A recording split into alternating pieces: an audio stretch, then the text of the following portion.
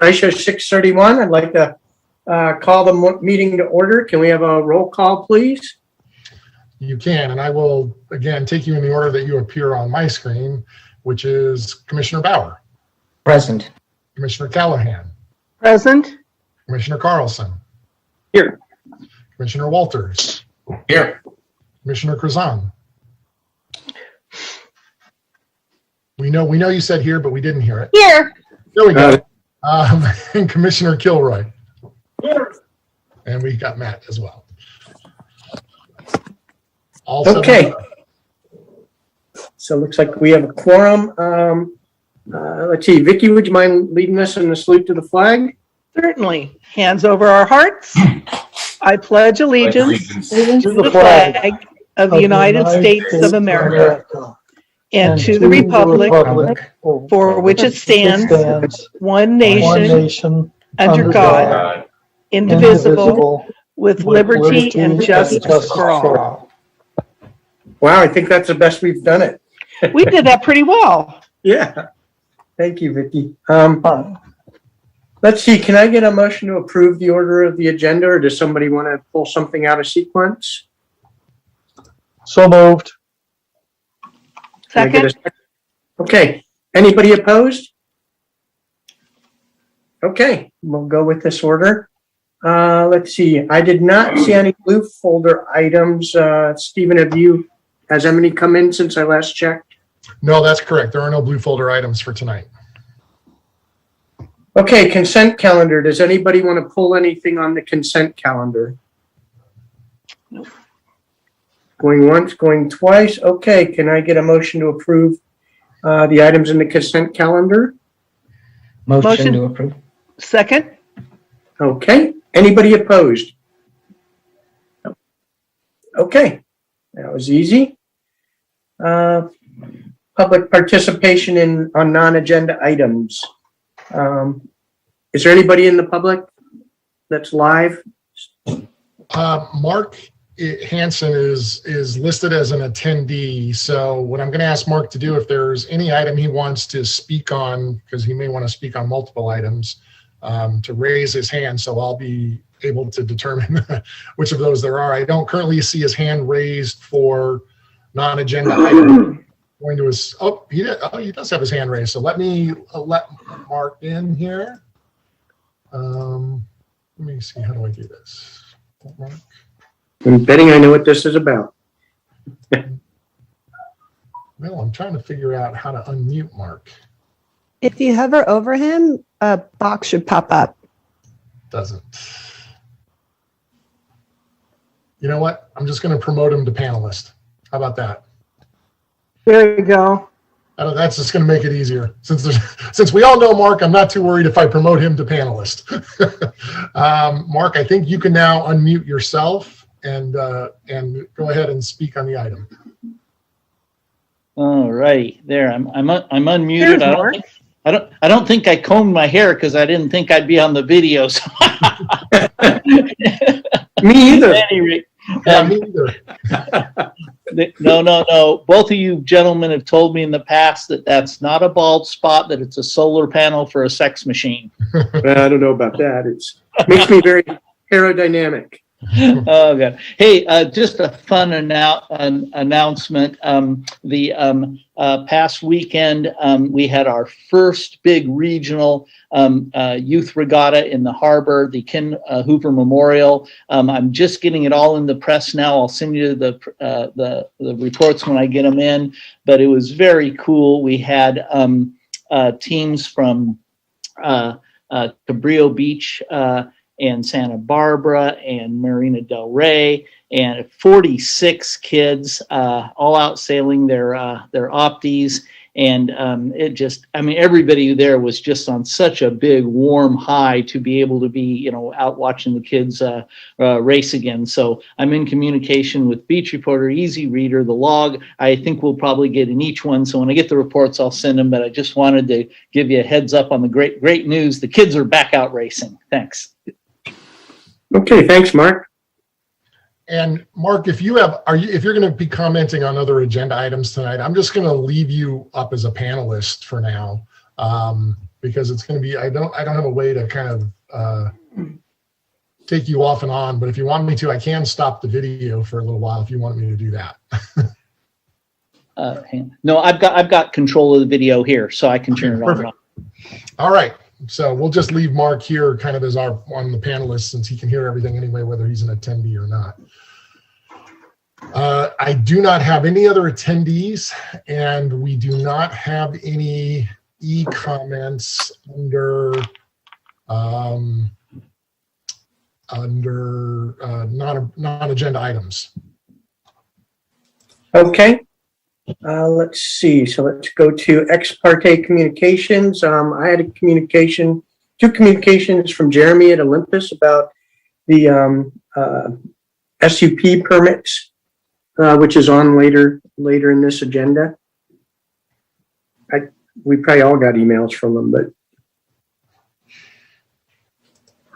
yeah, same for me. Well, technically, it's not a public hearing, so it doesn't really matter from a ex parte communication point of view. so it only applies to Jay. It only applies to public hearings.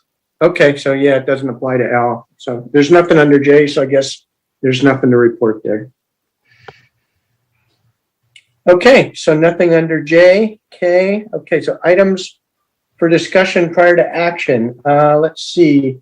Let's talk about the mobile operators permit process. Great. Well, you mentioned that Jeremy had contacted you. So we added this to your agenda. We had been having some conversations internally about whether this was the year to bring this back for a further discussion. And once our leasing program had started back up, we thought, well, we probably should go ahead and bring this back and give the Harbor Commission a chance to weigh back in on it and provide some direction to staff. Some of the Harbor Commissioners weren't here when this issue was raised initially. So just by way of background on this topic, in the summer of 2018, and maybe even earlier than that, we were starting to see an increase in mobile operators who were taking online reservations for either stand-up paddleboard instruction or water sport equipment rental. Usually it was stand-up paddleboards, but it could have been kayaks or other types of water sport equipment. And the model that they were using is they were making an online connection with their client, and then arranging to meet the client down in the harbor, usually in or around where the On the Rocks building is in the Redondo Beach Marina parking lot, and then taking that rented equipment, or the instructors were going down to the hand launch facility and they were using the hand launch facility for these commercial operations. And in general, in the harbor, if anybody's going to conduct commercial activities in the harbor, we want them to have some kind of a contractual relationship with the city. That could be a lease, it could be a license, it could be a permit, but some kind of a contractual commitment to the city so that, one, we know they're there, two, if there are any insurance requirements that need to be covered or fees that we need to collect, that those kinds of activities can occur. And so we brought the item first to the Harbor Commission, and we talked about, at the time, we were talking about doing an RFP for the operators. And through the course of the conversation and then the subsequent conversation with the city council, we came to a place where we decided that the best mechanism to use for the stand-up paddleboard instruction and water sport equipment rental that was happening off of the hand launch facility was a temporary use permit. And the reason that we selected that was there was a really strong desire from the city council to have all of our commercial operators be operating out of brick and mortar facilities. Those of you who were around during this conversation, you may recall that some of the brick and mortar operators were very upset about the fact that they were having to pay rent and, liability insurance and other kinds of business requirements that someone who was just renting off site and coming into the harbor didn't have that same financial obligation. But at that very same time, because of some litigation matters that were ongoing, we put a hold on the leasing program. At the very time, we were going to try to encourage these operators to go into some of our brick and mortar spaces. So that's why we went to the temporary use permit process. It was supposed to be limited in duration. until we could get back on track with the leasing program. We are now leasing, and I'll give you a little update on that in my director's report, but areas where we are leasing now, we are certainly leasing at Pier Plaza, we're leasing at International Boardwalk. We have some folks who are interested in space in the Redondo Beach Marina. We obviously don't have as many opportunities for leasing there, but we are showing some of those spaces. So there is an opportunity now for operators who are interested to run a SUP business from the Redondo Beach Marina to secure a space that they could then run their big brick and mortar operation from. So the question then comes back around is, well, okay, do we want to keep the temporary use permit process in place, continue to allow operators to apply for these permits and use the hand launch facility? In the last few seasons, since we've been doing this for about 3 seasons, we've only had really 2 operators who've shown up to secure a permit, to their credit, and I appreciate that they do that. One is Olympus Board Shop, run by Jeremy, who you all are aware of, and the second is REI, who has consistently run some of their classes off of the hand launch facility, some of their sea kayaking classes, as well as some of their SUP classes. REI does have a relationship with the Portofino Hotel, but they still do use that space occasionally for some of their class activities. We are painfully aware that there are still operators who are out there who are using this space without a permit. And one of our ongoing challenges has, to be frank, has been enforcement, and having somebody there when a non-permitted operator is, using that space for a commercial activity. So we recognize that's a challenge. We continue to try to reach out to them when we hear of an operator who's out in that space. We contact them, let them know of the permit requirements, but unless somebody's there to kind of catch them right in the act, it's a little difficult for us to do the enforcement. I will also let you know that it's not uncommon for me to get, in every single season that we've been operating this temporary use permit, complaints from members of the public. And generally the complaints from the members of the public who aren't really sure about what's happening, they're not as informed as everyone else is they're complaining that there's a commercial operation that's being conducted from the hand launch facility. And if they send me an email or call me, I will try to call them back and say, we do offer permits for operators to operate out of that space. The city is collecting revenue. We do have insurance and indemnification for those businesses that have those permits. And that usually does satisfy some of the complaints, but there's generally a sense that because of the equipment that's being stored in or near the hand launch facility, a lot of times it's stand-up paddleboards being stored on the ramps that go down to the dock itself. Sometimes it's stored back closer to the Seaside Lagoon fence, but sometimes that equipment storage is also one of the complaints that we're getting from members of the public. So I really just wanted to bring this back to the Harbor Commission tonight, have a little conversation about it, see where your current thinking is regarding the temporary use permit process for the stand-up paddleboard instruction and water sport equipment rental. The one concern that I have is we are continuing to have to pull, as you know, from this year, we pull that hand launch facility out for service. It was out longer this year for service because of the extra wear and tear that's been placed on it.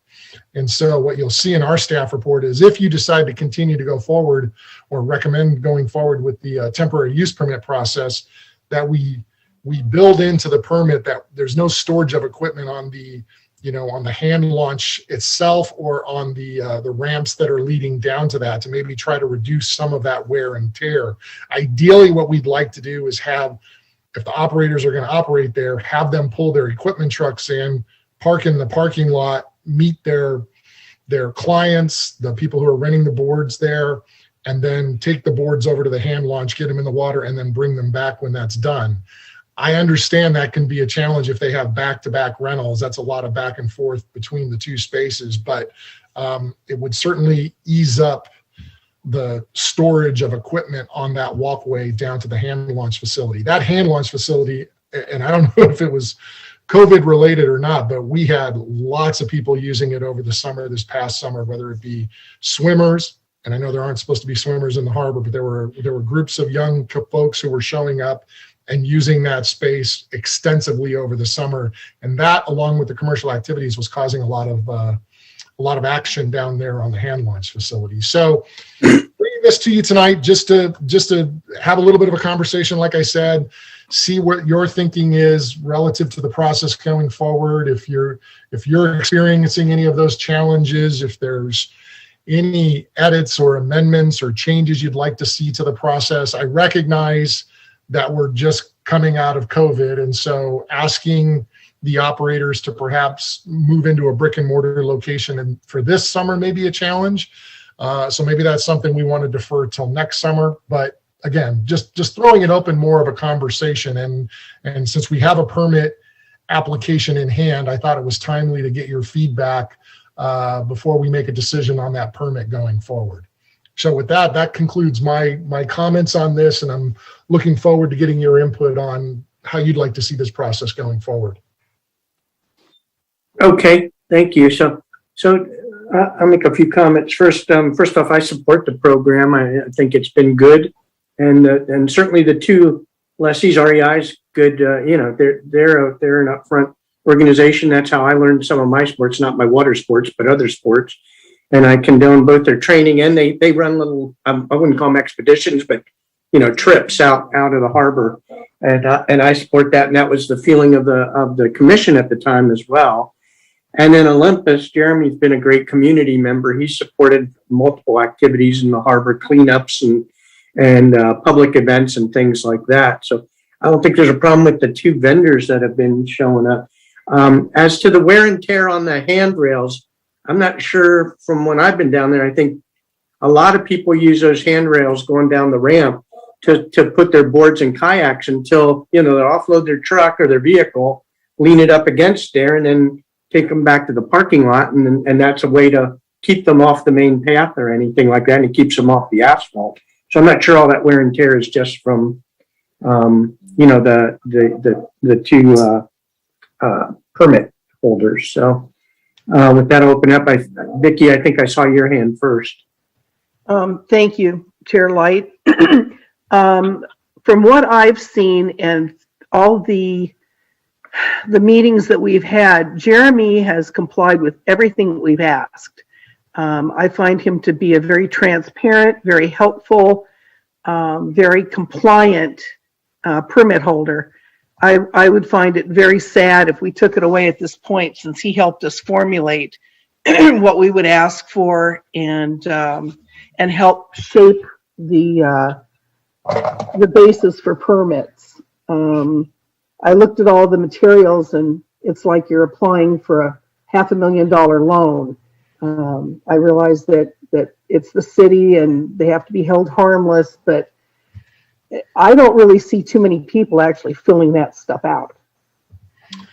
Yeah, it's one of our, as I mentioned, it is a challenge. And I think the requirements in the permit were in some ways to try to, and I know this sounds odd because there are a lot of requirements, was to try to create a more level playing field between the brick and mortar operators, because they have requirements similar to that as part of the holds versus someone who's securing a permit. And so when the application got developed a few years ago, that was really the rationale for including a lot of those requirements in the application process. So it was more just to kind of say, hey, look, if, and not to pick on one, but if Paddle House has to, provide insurance, then why shouldn't the permit holder have to provide it? The insurance wasn't it. It was provide a plan and provide this. It was very extensive. And, my feeling about brick and mortar is you go in with your eyes wide open, and if you don't, then you go out of business. I don't see it as an outrageously lucrative business as brick and mortar, but that's my personal opinion from having run a lot of businesses. I would hate to see us not offer this to Jeremy this year in anticipation of a lot of use of the hand launch. I think everything this year that opens up is going to be used to the max. I don't see 1 square inch of available water this year. It's going to be packed because everybody is stir crazy and has cabin fever. That's my 2 cents. Thank you very much. And thanks, Vicky. If I remember correctly, wasn't Olympus negotiating with the city for a spot in International Boardwalk, and then it kind of all? Well, we started the conversation around a small space that was on the International Boardwalk, and then the conversation actually had evolved to possibly using, you all may not know where this space is, but some of you will. There's a patio area inside the On the Rocks building. So if you were inside On the Rocks and you kind of looked out, there was an outdoor patio area out there that had pretty good access. You could almost, drag the boards right out the door and you'd be right there at the hand launch facility. And so we were talking about trying to separate the On the Rocks space into different leaseholds and let Olympus maybe have the patio area, and then try to see if we could still make the rest of that space available for another tenant down the road if possible. And we were right in the middle of those conversations when we pushed the pause button on the leasing. And so, that led us back to this temporary use permit process. Okay, thanks. Let's see. Matt, you've got your hand up? Yeah, thank you, Chair. Love the cat, Roger. Yeah. Anyway, one question. So when we did have, because correct me if I'm wrong, we don't have any brick and mortar vendors of stand-up paddle boards, do we? Yeah, we still do. We have Paddle House is still at the International Boardwalk, and then Fast Kayaks is still operating out of the marina. I mean, they're not in a building per se, but they're a part of a leasing program. Okay, I thought one of them closed. One of them did close. You're right, Commissioner Kilroy. One of them did close. Tarzan did close, and they were on the King Harbor Marina leasehold. So they were actually a tenant of King Harbor Marina. They weren't a direct lessee of the cities. So what are brick and mortars typically paying a month? Well, right now, space on the International Boardwalk is going from about $2 to $2.25 per square foot. Some of the most recent leases we've been doing, that's about the space we've been able to charge. What's about the smallest space somebody could reasonably make use of? Or yeah, interestingly enough, we just entered into conversations for the smallest lease we had available, which was a little tiny restaurant, used to be called Nui. It's about 500 square feet of space. From there, it varies depending on location. We actually don't have much vacancy on the International Boardwalk now. I think we've got Mystical Joy's space is still open and available. Polly's space is still open and available. But other than that, those are probably pretty big spaces for someone who might want to do more of a satellite type operation, which if you're talking about like Olympus Board Shop, that's what it would be for them. They'd probably want to do something smaller than that. Well, I was thinking of something, call it a hybrid model. I think the objective is we want these companies to provide these services. It brings people down to the harbor. It produces revenue, not just direct revenue, but indirect revenue, you would also hope, to the harbor area and the city. Is there any opportunity to actually allow them a trailer? I don't even, maybe you make it a bonus. Maybe you have a temporary use permit that allows a certain size trailer on the site where they can store their equipment and operate out of, and for an extra, whatever, $500 a month. But I'm just wondering, to make these people more successful, and we want them to be successful, we want them to be profitable. There's going to be construction, we hope. There's going to be changes, we hope. Maybe the best model is having these guys operate out of trailers closer to the hand launch area. They don't have to stage their equipment on the ramp or quite that close to the public access point. And we give them another alternative. It benefits them and we make a buck on it. Anyway. Yeah, and that's kind of how Olympus operates. They do bring all their equipment in on a trailer. You can see them pull in and they've got, it's loaded down with boards and equipment and whatnot. What what they will tend to do though is take that equipment from the trailer and stage it, rather than having their clients pick up the gear right there at the foot of the walkway on the hand launch facility by On the Rocks. There is they'll actually pull down onto the road and they'll unload their equipment right there. And I understand it. Trust me, I get why that's easier for them and for their clients, frankly, to have to carry stuff back and forth. So that's kind of what they're doing. They're bringing it in on a trailer, but what they're doing, at least Olympus is doing, is they're unloading and kind of leaving it right there for the day, and they're just servicing people out of that zone, which is a public zone, and wasn't really the intent of the TUP, was to have them be right on the, on the gangways, on the ramps. It was really to, almost be either back off the road, maybe along the chain link fence where the international where the Seaside Lagoon is, or to operate out of their vehicle, which is sort of what you're suggesting, out in the parking lot, but very close to the hand launch facility. Yeah, I mean, I'm in favor of continuing the temporary use permit, and I was just thinking of adding an amenity, a plus, and they wouldn't have to take their equipment in and out. You talk about them bringing it down in a trailer, they'd be able to leave it there. Yeah, I know what you're saying now. I see what you're saying. And I have a vague recollection, and hopefully I'm not confusing two issues, that when we started this a long time ago, someone was asking whether they could park like a box truck in the parking lot. And when we had that internal conversation, we kind of went against that. We were trying to not have businesses operating out of box trucks in the parking lot, and we don't really have a provision in our municipal code that allows us to do that. So that's how we landed here as well. But we could give some thought to, is there another, more temporary type of facility where that could at least serve as like a storage space for them? I think it would give them more visibility. Like I said, you could end up making a buck out of it too by charging an additional fee for it. It could work out for them. It could work out for everybody. And I just think with potentially changes happening to where the brick and mortars are, whether it's construction for sea level rise or whatever it is, it might be a reasonable alternative than trying to rent these people spaces that really maybe aren't very suited to their business model. Anyway, those are just my thoughts on it, but generally I'm in support of continuing the program. Great, thank you. Director Pratt, I thought that part of the conversation was, we talked about potentially leaving the trailers down on the, just past the ramp, but that was a safety issue because you couldn't get through on that access road if for fire or safety.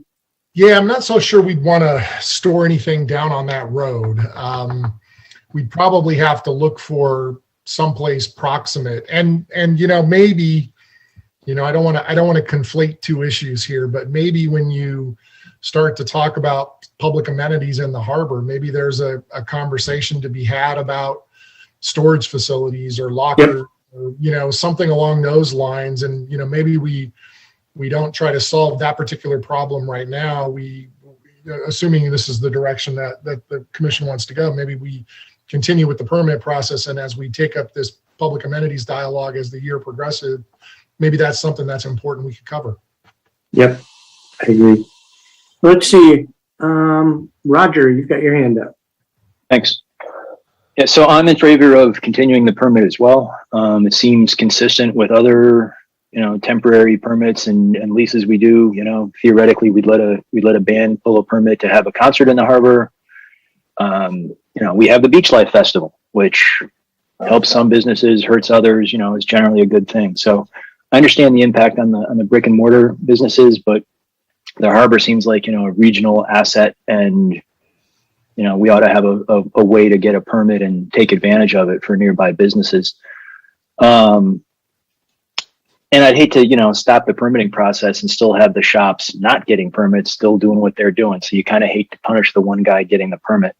And Director Proud, you kind of took the words out of my mouth. I was going to say we really shouldn't change it this year until we look at what we're doing in Moonstone Park and the rest of the amenities, because that could really impact this. And unfortunately, really hurt these sub businesses. There's so many small craft in the harbor now. The number of small craft in the harbor outnumber big boats, like, 50 to 1. I don't even know. Go count, but it's overwhelming. And so, whenever we talk about, massed up storage, which I get is important, we ought to be doing a lot more for the small craft, the paddle craft, and that may really hurt, these businesses. So I would certainly let them continue and see where we go with the amenities in Moonstone and the rest of the harbor. Thanks. Okay, any other comments from the commission? Is anybody wanting to speak to this from the public? There are no other attendees, and I guess I would ask Mark if he wants to speak on it to go ahead and unmute himself and speak, or raise his hand so I at least know he wants to speak. And if I don't see his hand go up or he unmutes himself, then I think that's it. Let me double check to make sure we haven't received any e-comments on this since our meeting began. Let me just refresh my screen here.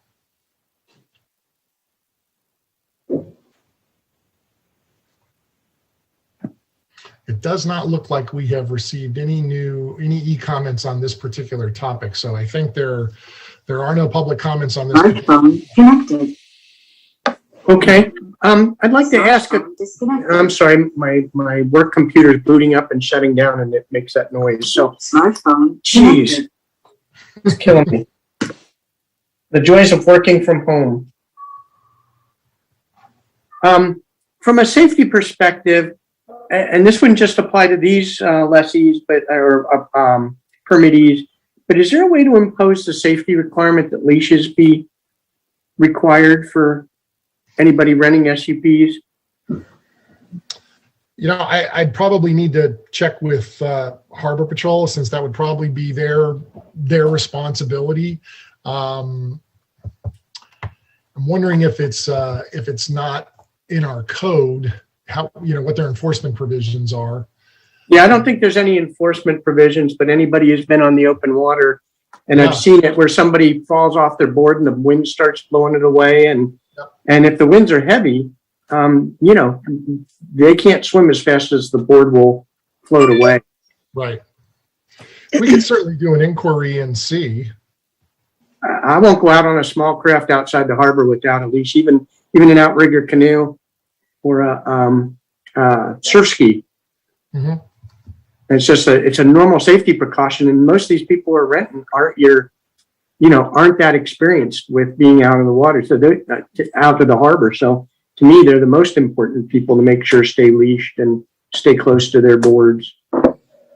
Agreed. Yeah, I'll make a note and see if maybe we can reach out to Harbor Commission. I mean, not Harbor Commission. To the, We are the commission. reach out to the Harbor Patrol and maybe see what they have to say about it. They might have some thoughts. Okay. Yeah, and I think the last time we had it, the enforcement has gone up with people not wearing, not taking their PFDs, which is, we had been getting better and better, and then with COVID, it seems to have fallen apart again from a safety perspective. I don't want to belabor this one on that. We heard, we had 3 people comment. Does anybody want to make a motion? I do Leslie see has- Sam. Oh, I'm sorry. Did I? Oh, there it is. Okay. Go ahead, Leslie. Two instances wasn't enough, huh? I don't know. I remember back a couple years ago when this got heated up and we started the permits, that there was concern of the brick and mortar. So I do feel a little, I could get their point of view, I guess, of,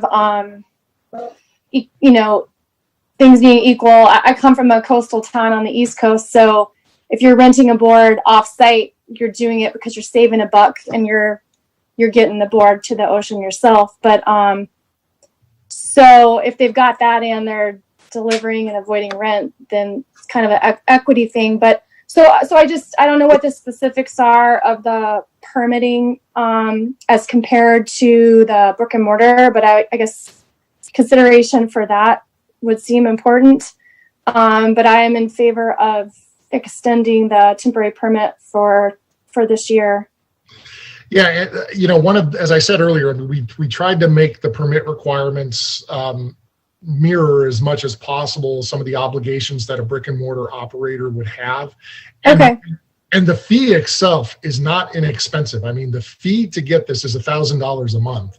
So if you want to operate a business in the harbor using this permit process, you're gonna pay about $1,000 a month, and that maybe goes a little bit to what Commissioner Kilroy was asking about rent structure. If you thought about a 500 square foot space at $2 a foot on the International Boardwalk, that would be about $1,000 a month. So we did, I shouldn't even say we, the city council and us, we all sort of set this permit fee at a fairly high rate, with the idea being that could also try to help level the playing field a little bit between the brick and mortar operators and the temporary use permit holders. Okay. Yeah, and then I did get that email from Jeremy. The pictures he included do show the not getting in the way, but there's pictures of the boards, right on the dock in the way. So it sounds like there would have to be some changes in how he operates, at least. That's all my comments. Okay, so does anybody want to make a motion on what the commission wants to do on this? I assume Director Proud, you're looking for we support continuance or we oppose it? Continuance, or however you want to phrase it. I really was only intending to bring this to you all unless there was enough of a significant issue that it would need to go to the city council. So I wanted to take your temperature. If you're all in support of this through a motion, then I think we'll just go ahead and continue this through this year and see where the public amenities planning process takes us.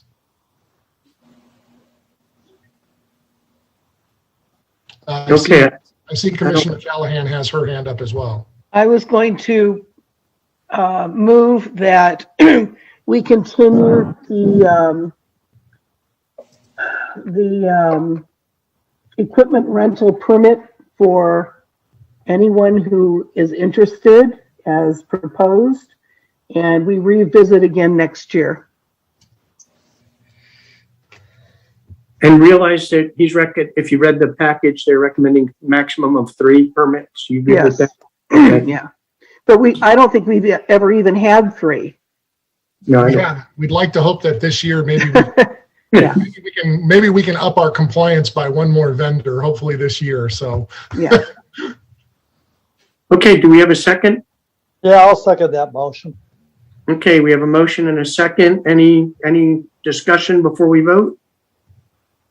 Vicky, your hand's still up, so. Oh, I'm sorry. No, I meant to take it down. Leslie, I'm looking. I don't see one by you. Don't want to miss you again. You keep moving around on my board, so. Okay, well, let's take a vote. Anybody opposed to the motion? Okay, I think we're good then. All right. great, thank you. I appreciate that direction. I appreciate you bringing it to us. So L2, I'm sorry? Go ahead. Yeah, L2, let's see, this is about the RFP for the amenities plan. Correct. So what I wanted to do tonight was just give you an update and provide you with the opportunity, if you so choose, to select your representatives for the committee that would be formed to work with the consultant once the consultant has been selected and on board. I know we had talked about that committee selection process in March. We deferred it. We may have even talked about it in February. We deferred it to March, then we deferred it till after the council heard the item. So it's here for you tonight. You can decide whether you want to take that action up or you want to continue that until we've actually selected the consultant themselves. But so that's the action that you have available to you tonight by the agenda item. Thought I would just give you a short update on where we are in the process. Obviously, you went through all your hard work to craft the RFP itself.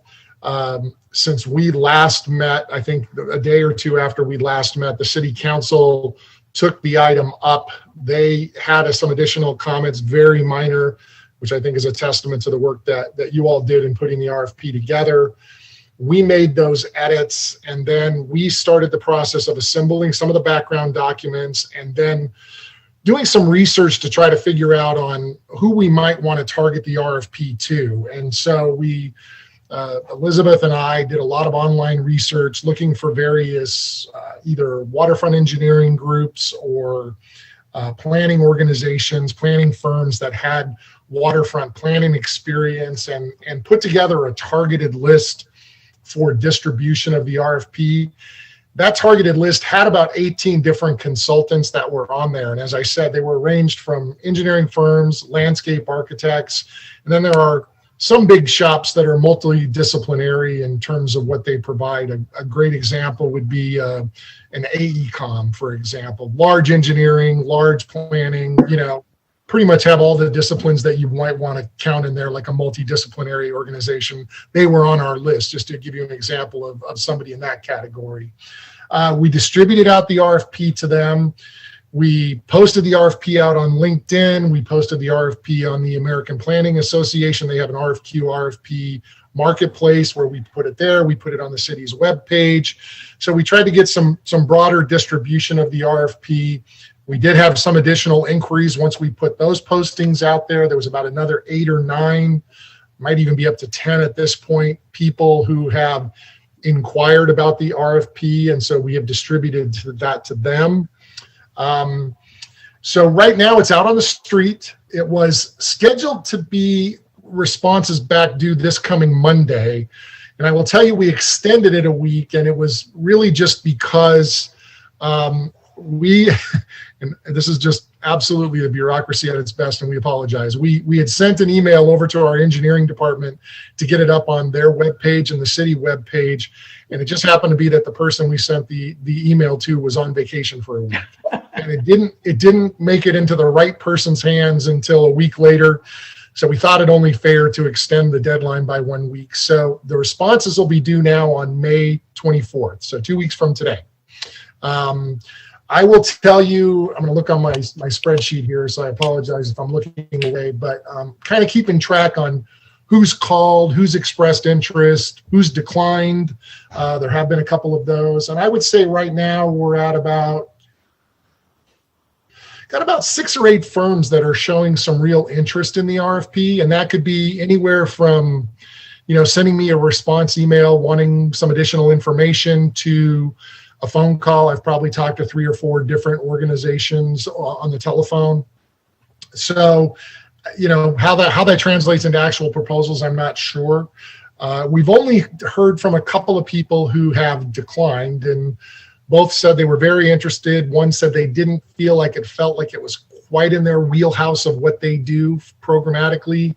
The other just said, love to do it. We just have too heavy a workload right now for us to reply and take the project on. So we're encouraged. We'll see how that translates into ultimate proposals here in a couple of weeks. And then as we get those proposals back, what we would like to do, or what we will do, is we'll have a selection committee, and that selection committee will be comprised of various representatives from within the city. So what I'm expecting at this point, based on internal conversations, it would be myself, it would be our public works director, our community development director, and a rep from the city manager's office, in all likelihood our assistant city manager. And then I have reached out to the Chair Light, because we thought, it would be great to have the chair of the Harbor Commission sit on the selection committee as well. We think that that's going to be really valuable input for us in the selection process. And he has gracefully agreed to do that despite his heavy workload. So that'll be probably the 5 members. It might change a little bit here and there. There may be a designee from one of the departments. We'll see how it ultimately shakes out.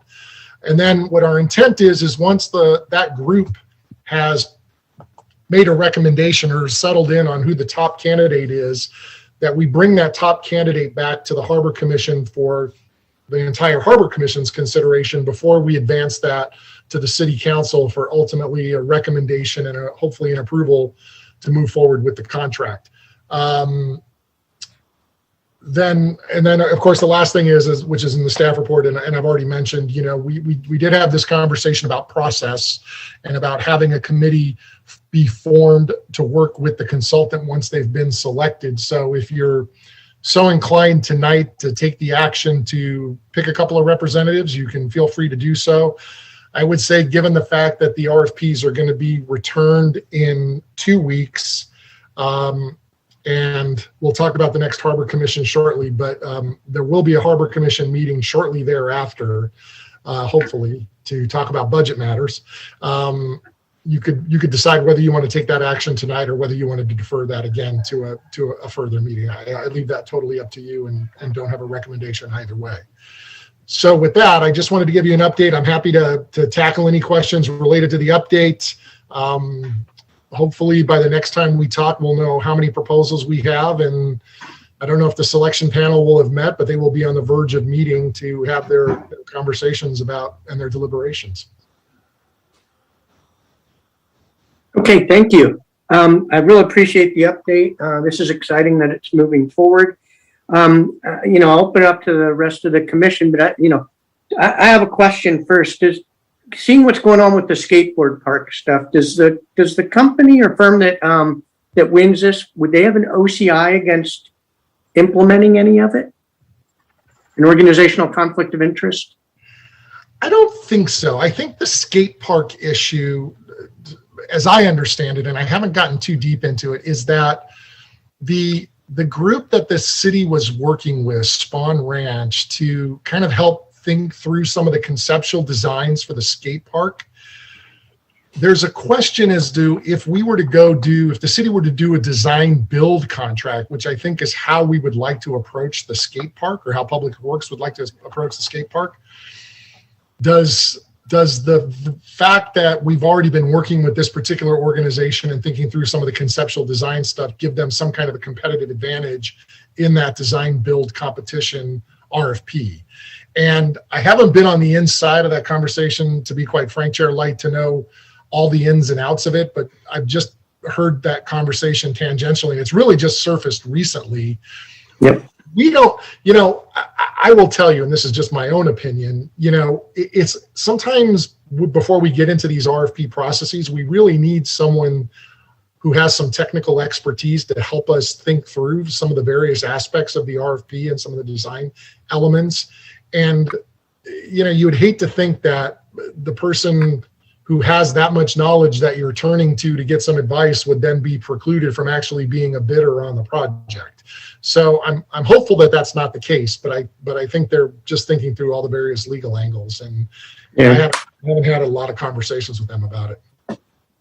Okay. So I don't think we have, I probably didn't even answer the question. I don't think we have that conflict with any of our folks here. I mean, we do have a vendor who's worked on one aspect of the plan, like the sport fishing pier. We had Moffitt and Nickel working on our sport fishing pier, and I think they would certainly be interested in bidding or submitting a proposal.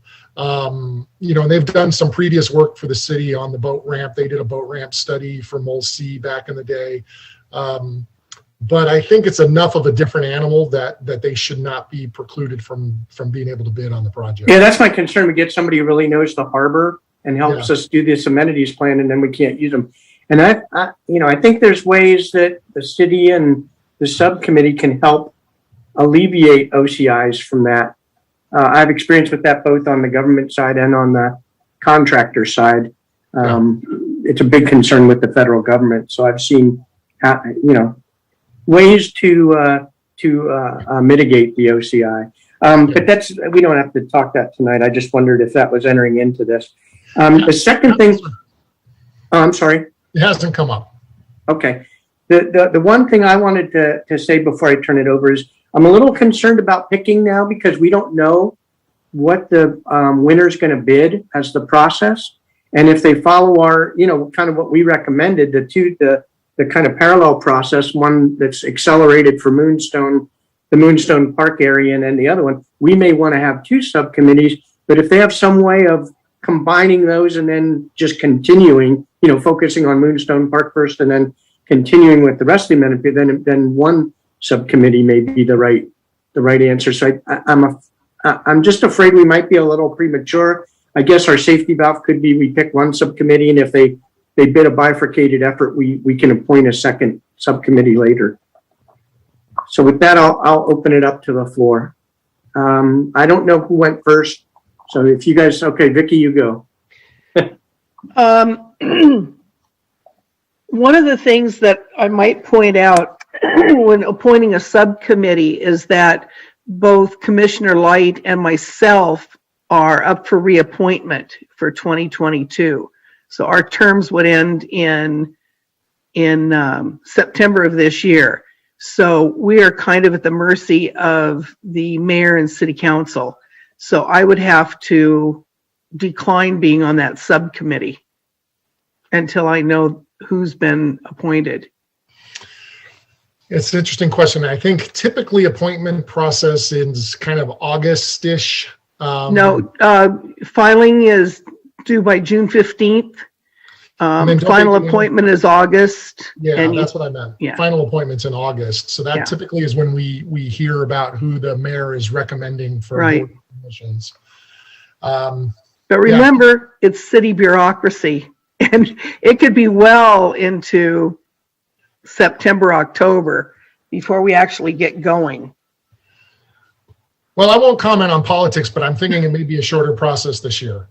I hope so. That would be really nice. That's all I'll say. Okay. Now, which process are we talking about? The process to appoint commissioners or the process to award an RFP? Well, I think we're talking about RFP. the commissioners too. Yeah. I understand, but I wasn't sure that you were each thinking of the same process. That's all. Yeah. Okay, that's all I had. Thank you. Thank you. Okay, thanks, Vicky. Who is next, Leslie or Roger? Leslie, do you want to go next? Sure. I actually have a little concern with the RFP in asking, we segregated the Moonstone part of it, and we asked for, well, what is the plan that is supposedly a slam dunk?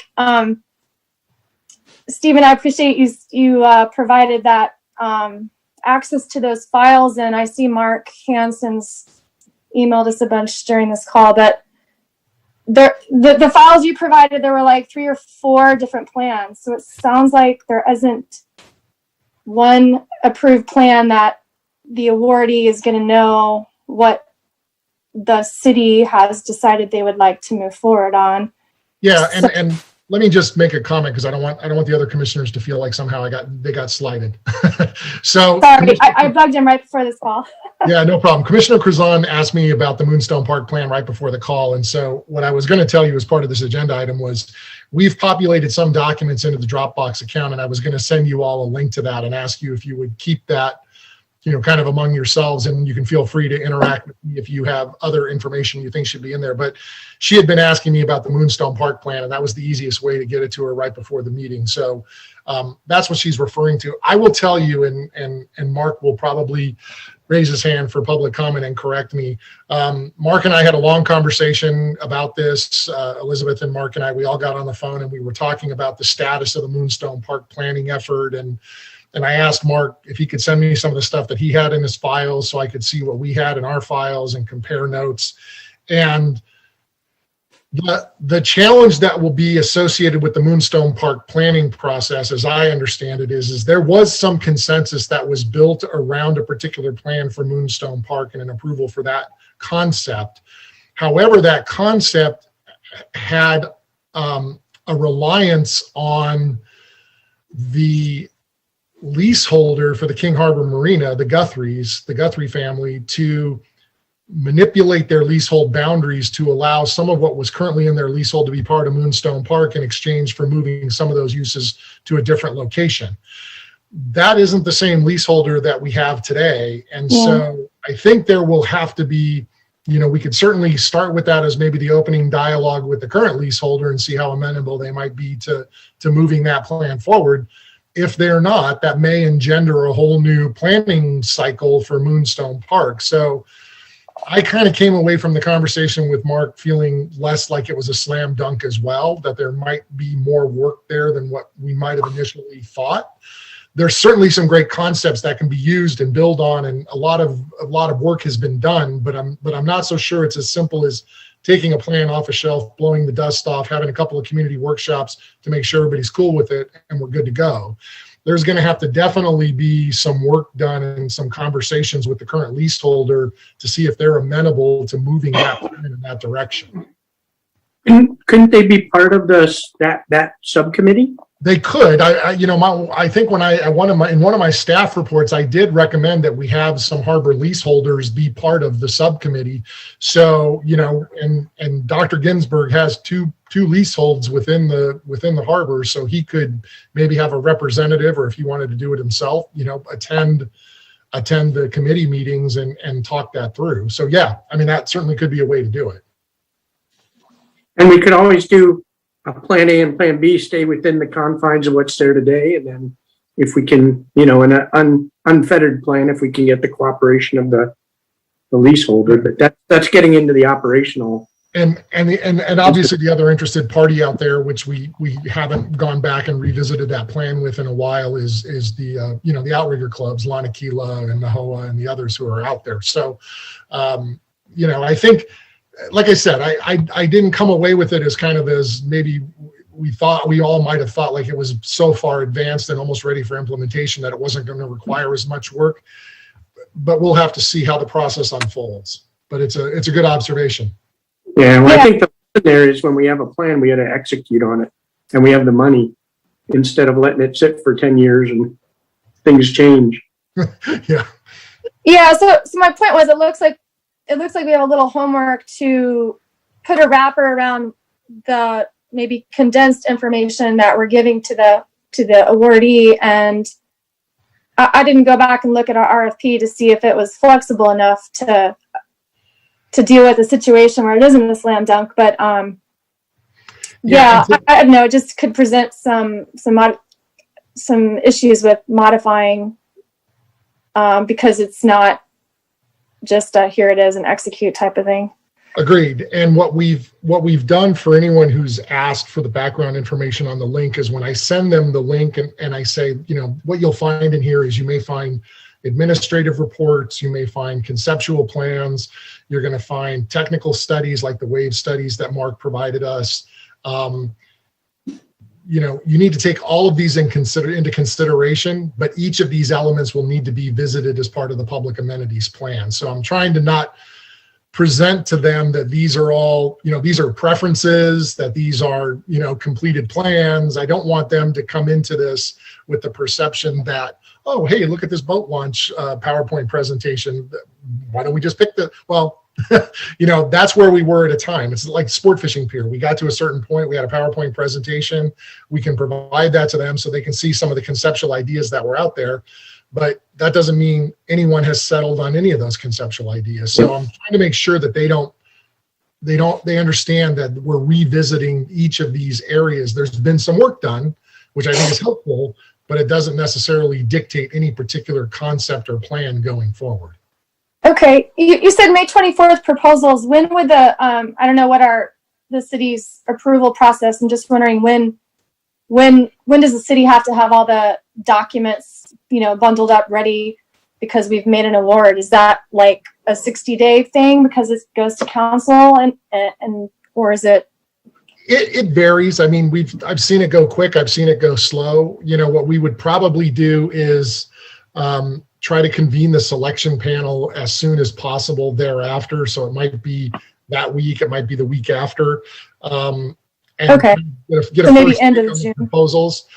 And the timing of this, we've also tried to coordinate the timing of this inside of the budget process that's currently underway. We have submitted, Waterfront Economic Development has submitted a decision package to fund this amenities plan. So we have a $300,000 request in as part of this budget cycle to fund this work effort. And as you all know, and I've said previously, the way we are going to look to fund that is we have some money in some capital improvement projects that was slated for design that we could defund the design component for those elements of the capital improvement program, which would return that money to our fund balance. which would then make that funding available to us for a contracts and professional services award for this particular scope of work. So it's nice that these things are kind of happening at the same time, because we'll have proposals in before the council and at least have an order of magnitude on budgets that are being submitted as the city council is deliberating the current budget. So we'll be able to know whether we were, short, long on that amount, and we can maybe adjust on the fly.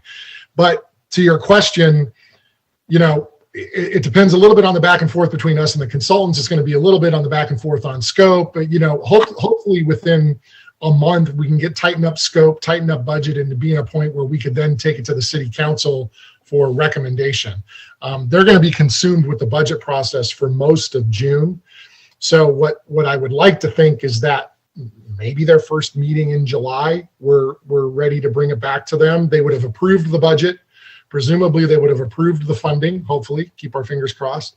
And we would have already gone through the review cycle of the proposals, and that would put us in a really good position to be able to bring it to them for recommendation. And then once they approve that, we can go back and do the contracting component. Thanks. Uh-huh. Okay, Roger? Thanks. Director, I think you just answered one of my questions as you were stepping through the schedule for the process there.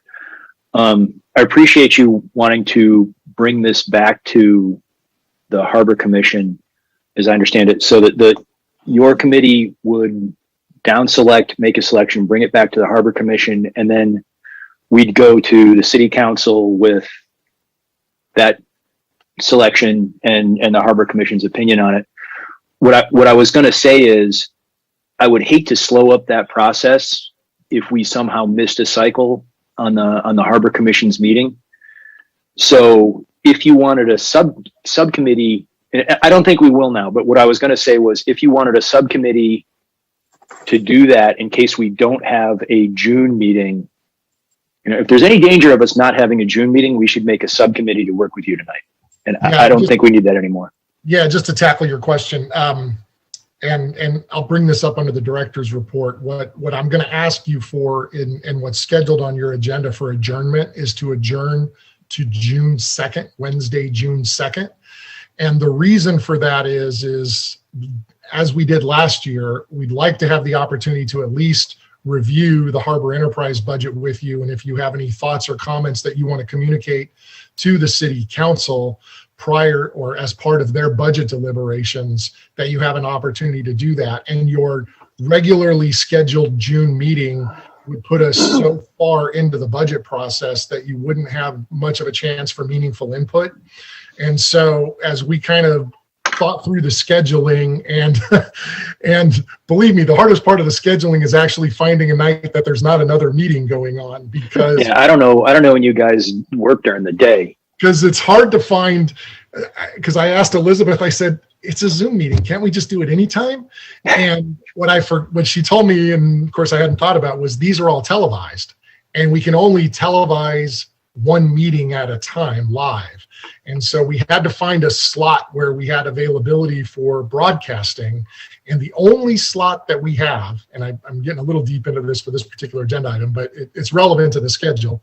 The only slot that we had was June 2nd. So I said, well, let's take it, and we'll discuss it with the Harbor Commission when we get to the meeting on Monday night, and hopefully everybody will be available that night and can do a meeting with us. So I don't think, it's a long answer to your question of, we will not skip our June meeting if we're able to do it that night, because we definitely want to get input on budget, and we can certainly, keep this in track. And if things stay on track, we will have the proposals in. The selection committee may not have made their recommendation for you to consider that night. And that may impact the timing. Maybe there's another meeting in June, or maybe we just do it in July. We'll have to work that out, see how this thing kind of plays out in terms of real time.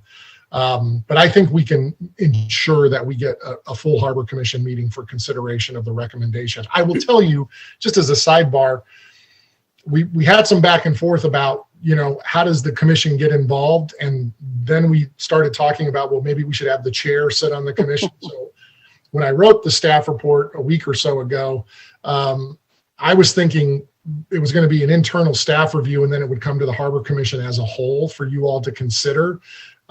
We're still going to do that, but I think we'll have had the advantage of having Chair Light sit on the selection committee, which hopefully will help represent your interests as part of the selection process. So when you do get our recommendation, obviously you'll consider it independently, but you'll have at least his thumbprint on it.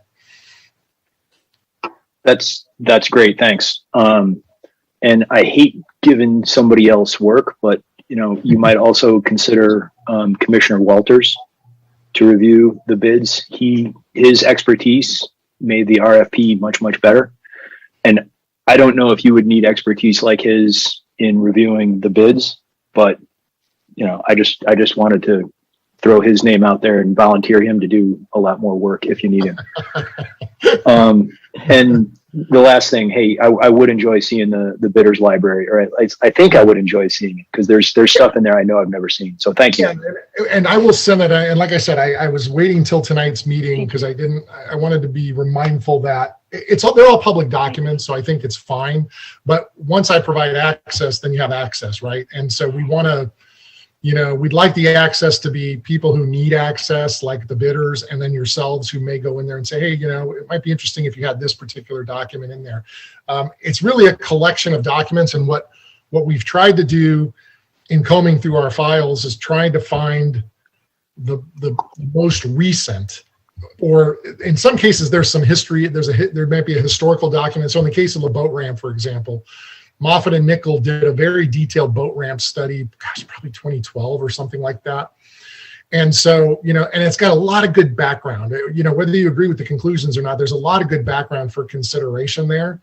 But then we also included the most recent public presentation that we did. I think the most recent one was at the King Harbor Yacht Club.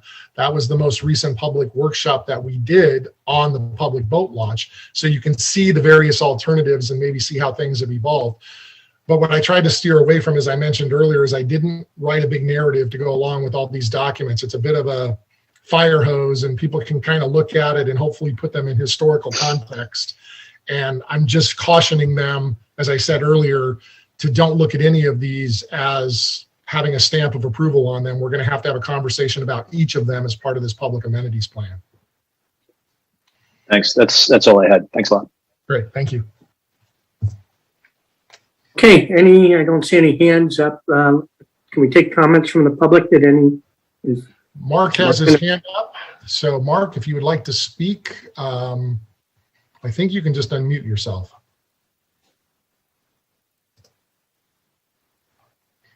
Or not.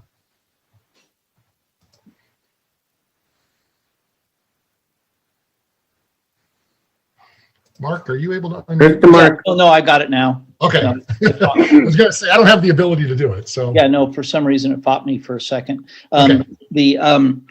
A couple broad questions, kind of thinking out loud here. If I understood correctly, you were talking about, Director Proud, you were talking about the selection committee selecting one candidate and then bringing that one candidate to the Harbor Commission. That kind of leaves me thinking out loud here. Well, then there's not really much of a decision-making process or recommendation if they only have one person to comment on. And so I wonder if it might be more appropriate to bring your top three candidates to them. I'm remembering back to the selection process for the waterfront revitalization process. Obviously, bigger in scope than this perhaps, but it came down to Lowe's, Pacifica, and CenterCal, I believe. And then there was significant public input on those, and lots of people, including commissions, could look at them and say, well, I think this one's a better fit. In that exact same vein, and I think Roger Carlson was hitting on kind of a good point with his thinking about the subcom and Mr. Walters. It seems to me that would be another way to do it. If you had, I'm just thinking Jim Light's being put in a bit of a spotlight position for him to be on the selection committee. It comes down to only one, and then Jim comes back to the Harbor Commission as a whole and says, well, I'm here, but with only one person for you to consider. So it's kind of almost like, what's the point? So either I would think that three candidates or something needs to be brought to the Harbor Commission, or more commissioners brought into the process, where two or three commissioners, got a chance to review and comment to the selection committee. I'm not making a specific recommendation, but I think you get my overall point and concern on that. Now, back to more specifics. Director Proud, I think you did a great job summarizing, your and mine conversation. I think one thing, though, I might emphasize is there is one and only one city council approved MOLB master plan. And the reason for me to kind of put an emphasis on that is after that plan was approved and the Guthries decided against the big 2-story, 2,600 square foot boating center, we did have some subsequent meetings, but nothing was ever approved by the city council. And unfortunately, one of the subsequent consultants presented a modified MOLB master plan representing it as the one approved by the city council. And I had to run around to all the commissions and say, no, city council hasn't approved anything. We've just, had some community chat. So make sure everybody knows that the January 2012, there was actually one approved by the city council in July of 2011, which was kind of a fake one. I can tell you more details on that later. I gave it in detail as Steve's laughing. But we kind of put that one out to, at the request of Sean Guthrie to just see in general, did we have support for the idea? Once we got support for the idea, we came back in January with the quote unquote real one, where Sean, told them, I'll swap leaseholds and we'll make this thing really pretty. And I can tell you the reaction of the city council was, well, this is the one we like. We didn't know why you sent us such a gerrymandered one the first time. This is great. And they enthusiastically approved that one in January 2012. You can read more details and all the stuff I sent you today. And Stephen, I sent them all the stuff I sent you. I just sent them today. It wasn't necessarily for this meeting. I just used it as a self-imposed deadline to get around to doing it. Great point that the waterfront director made on this term is it a slam dunk or not? Now, from the standpoint of being a shovel ready to implement plan, it is, okay? The design of this thing is down to the last 6 inches, okay? The dry boat storage area I designed it and it's drawn to be used. It's not conceptual. You could build it tomorrow. But as Stephen points out, it was predicated on the Guthries doing those lease swaps and allowing us to launch into their KDOC area. I have just done some preliminary outreach to Mike Aker and Mike Krantz over at Majestic, the new owners of King Harbor Marina, as well as to Sean Guthrie and Jeff Ginsburg.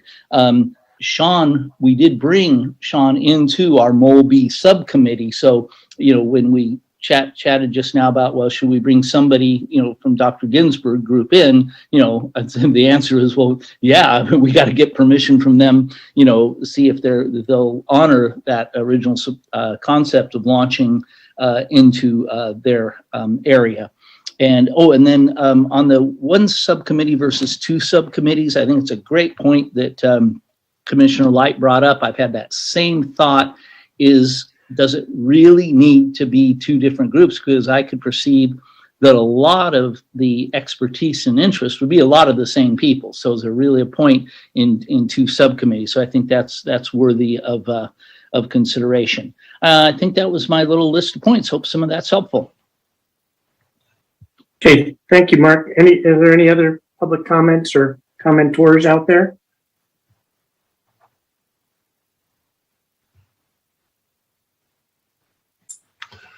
There are no other attendees, and I have refreshed my screen. I don't have any e-comments on this item as well, so I think that concludes anyone who wanted to speak on this particular item.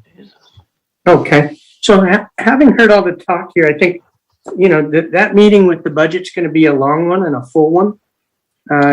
Those are never short meetings, at least in my experience. So maybe it is better that we can pick a subcommittee tonight, and if we want to add a second one later, we could discuss that at a later date, but at least we'd have one ready to go, when we're called to do so. So, I don't want to be the one making the motion, but if someone could make a motion, I'm open to other ideas, but that's my thought going into this. Vicky? Should we decide on who the subcommittee is going to be before we make the motion? Well, I think, so to me, there's two things. Are we okay with one, or do we want to do two now? And then second, who would we want to put on it? So. I was going to go for one committee, but if we need two, then we can. Well, I'm good with one. Do you have recommendations for who should be on the one? Actually, I do. Steve Walters, Roger Carlson, and the third one, I am open for suggestions. So I Okay. think we're having a little trouble hearing you, Vicky. I don't know if I'm the only one. Okay. But, Is this better? that is better. And I think you said Steve Walters, Roger Carlson, and a third to be determined. Third Yes. to be determined. Okay. Someone who has plenty of time and the expertise. Okay, Leslie, I see your hand up. I'm raising my hand to volunteer. Perfect. Okay. I move that we have a subcommittee of Leslie Curzon, Steve Walters, and Roger Carlson, if they accept. I would like to say that if it has to be three, it has to be three, but I'd love to be on this as well. And I have time and I have dealing with contractors and building experience. But Shall we make you an alternate in case someone cannot serve? Sure. And then I would still be Interested in the second subcommittee. Sure. Okay. Yeah. So we just have to be careful in terms of if you're calling someone an alternate and they're participating. We've now gone. No, they would fill in should somebody become ill, have to move away, be unable to continue. Yeah, I just want to be clear, Commissioner Bauer, that what we can't do is have 4 members of the Harbor Commission sitting on the subcommittee, because then that causes a quorum. I see. So, if it's a alternate in case, somebody moves away, gets promoted, something happens, they're no longer able to serve, and you can step into their shoes. That's the vision I think Commissioner Callahan is presenting. Exactly. Not a vision where you're sitting in every single meeting and rolling along, but just, it's almost like you're on the sidelines, but you're still there. That's a different role. And Okay. then should we have a second subcommittee, you would probably be first up. Okay. Well, thank you for that clarification. And that sounds good to me. Okay, so there's a motion. I second it. So the motion is for Steve, Roger, and Leslie with Tom as an alternate. Yes. Okay, we have a second. Any discussion on the motion? Any public comment on the motion? I guess it has to be someone who hasn't spoken. Yeah, it would have to be someone who hasn't spoken, and Mark has already spoken, and I don't have anybody else obviously on e-com. Just a quick question there, Mr. Chairman. Yes. Sure. Since I'm being nominated for this committee, what are the expected responsibilities and tasks do you foresee, Steve? The number of meetings we have to attend, things like this. Well, and Jim, I might lean on you a little bit, since you kind of crafted a little bit of what you thought was obviously what Chair Light said earlier is we do need to see what the consultants put in their proposal as a process. But I know Chair Light had thought about a situation where this would be a group that once the consultant is selected, they would work with that consultant, and I don't know how many meetings it would take, but it would be to get to a point where we had come up with something like, you may want to describe this yourself, like a 60% plan or something like that.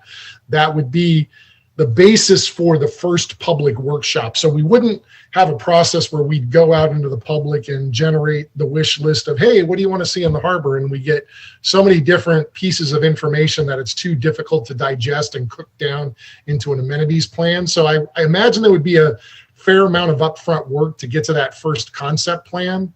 And then from there, it would be, you'd take that out to a public workshop, you'd bring it back to this committee, they'd work on it, refine it, take it out to a second public workshop, bring it back and refine it, and hopefully at that point, have it ready to go to the Harbor Commission and to the City Council. How many meetings that is, how much material has to be reviewed, I can't say necessarily right now what that is, but it's, you know, I expect it to be a fair amount of at least background materials and certainly a handful of meetings to meet with the consultant team and get all the various stakeholder input and interest put into it to craft that plan, scope of work and the plan going forward. Jim, why don't you give your thoughts on the process? Well, no, you covered it well, was to get to something like a 60% design before we go out to the public for the exact reason that Stephen talked about, that, you know, everybody can ask for everything, but if you try to focus it, then you get comments on you put a straw man out there, you get more productive comments, and then we do it to up to a 90% and then do it one more time to get the public feedback. I do want to, so Steve, I understand your concern, but I think we can always replace somebody if the proposal comes back so that you can see that you can't support. Yeah. You could raise it, and then we could vote for a replacement for you before it even starts. But I'd rather be prepared tonight, just in case, because I know the budget one's going to go long, and I don't want to be us holding up progress because we haven't picked a subcommittee yet. Well, we have an alternate, yeah. Yeah, I understand. I just, you think you guys just confirmed what I suspected, that there probably would be quite a bit of work, kickoff meetings, and then after that, reviewing drafts, there'll be communications, and I suspect during the normal workday when the consultants work, not on, 7 o'clock at night. That'll be up to the group. I think, I mean, we'll figure that out sort of as we go. And we're certainly cognizant that this isn't your full-time job. And that actually goes to one of the comments somebody made earlier about having more people even sit on the selection panel. We try to think that there's staff work that we need to do, and then there's work that we would like to have you assist us with. And so, we can be cognizant of that. Okay. And then, just to clarify, just one more thing, just to clarify the role of the alternate. So if, for example, there's 3 on the official committee, and I assume that's for Brown Act requirements, we can communicate amongst the 3 of us, correct? Correct. But Tom wouldn't be on those communications, or would he be on the emails and stuff like that? No. He would not be. So let's say, for example, we go through this process and myself or Leslie can't attend a meeting. Can Tom substitute us in a meeting, let's say a meeting a month in or 2 months in? No, somebody would have to drop out for him to replace them. I see. Okay, so he's an alternate full-time member. He's not like a substitute or a fill-in. I see. Okay. Yeah. Okay. I guess at this point, if this is simply Jim to administratively create a selection committee for now, so we don't waste time for the next meeting, I think that's fine. I'll go ahead and accept. Not confuse us. This isn't the selection committee. This is the subcommittee to work. Yeah, correct. Yeah. Okay. Correct. Yeah, that's what I meant. Sorry. Okay. So you're good, is what you're saying. Yes. Okay. So we have the motion as stands. I think after that discussion, I haven't heard any changes required with the motion. We had discussion. Any last comments before we go to a vote? Okay, and for this one, I think, Stephen, I'd like to do a roll call vote. Sure, we can do that. And again, I'm going to take you in the order you're appearing on my screen, which changes every few minutes. But Commissioner Callahan. Yes. Commissioner Carlson. Yes. Commissioner Bauer. Yes. Commissioner Walters. Yes. Commissioner Krazan. Yes. Commissioner Kilroy. Yes. And Chair Light. Yes. All right, that passes 7-0. So this was good. I thank you for bringing that back, Stephen. So appreciate it. I'm very pleased with this whole process. I also want to let the committee know there were former commissions where I might not trust some of the people to be on this committee without me being on it, but having worked with y'all, I have full confidence that you guys will do the right thing, and so I'm very, very pleased to work with this commission. Let's see, L3. Moving to L3, I think we're closed on that L2, so L3, and I appreciate again you bringing this one forward. Because this was a request from the commission. It was. So, thanks, Stephen.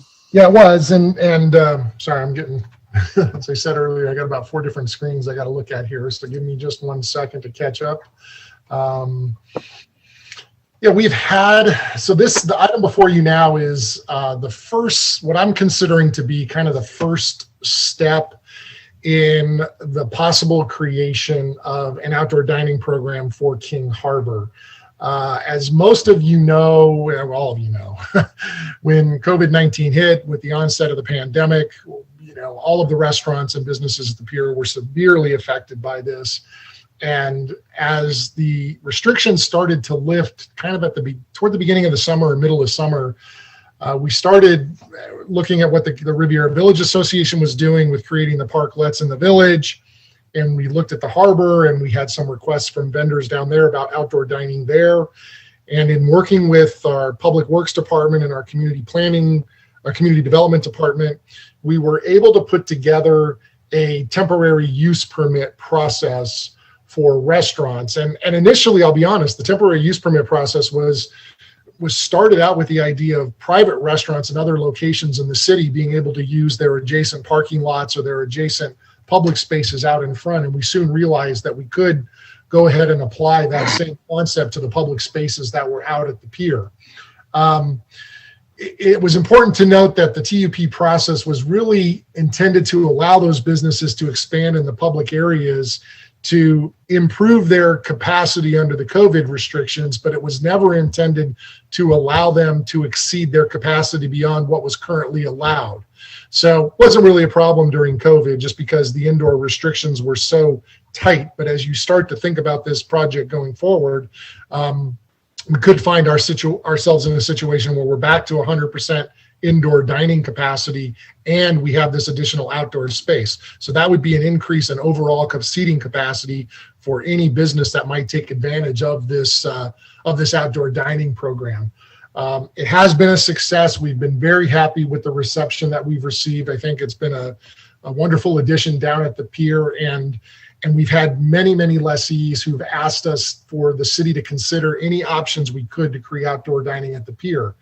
So what I wanted to do was bring this to you tonight as a first discussion item where there's no action for you to necessarily take this evening other than to give us your input and maybe start to provide some appropriate direction for us as staff to start to move forward with creating a outdoor dining program at King Harbor.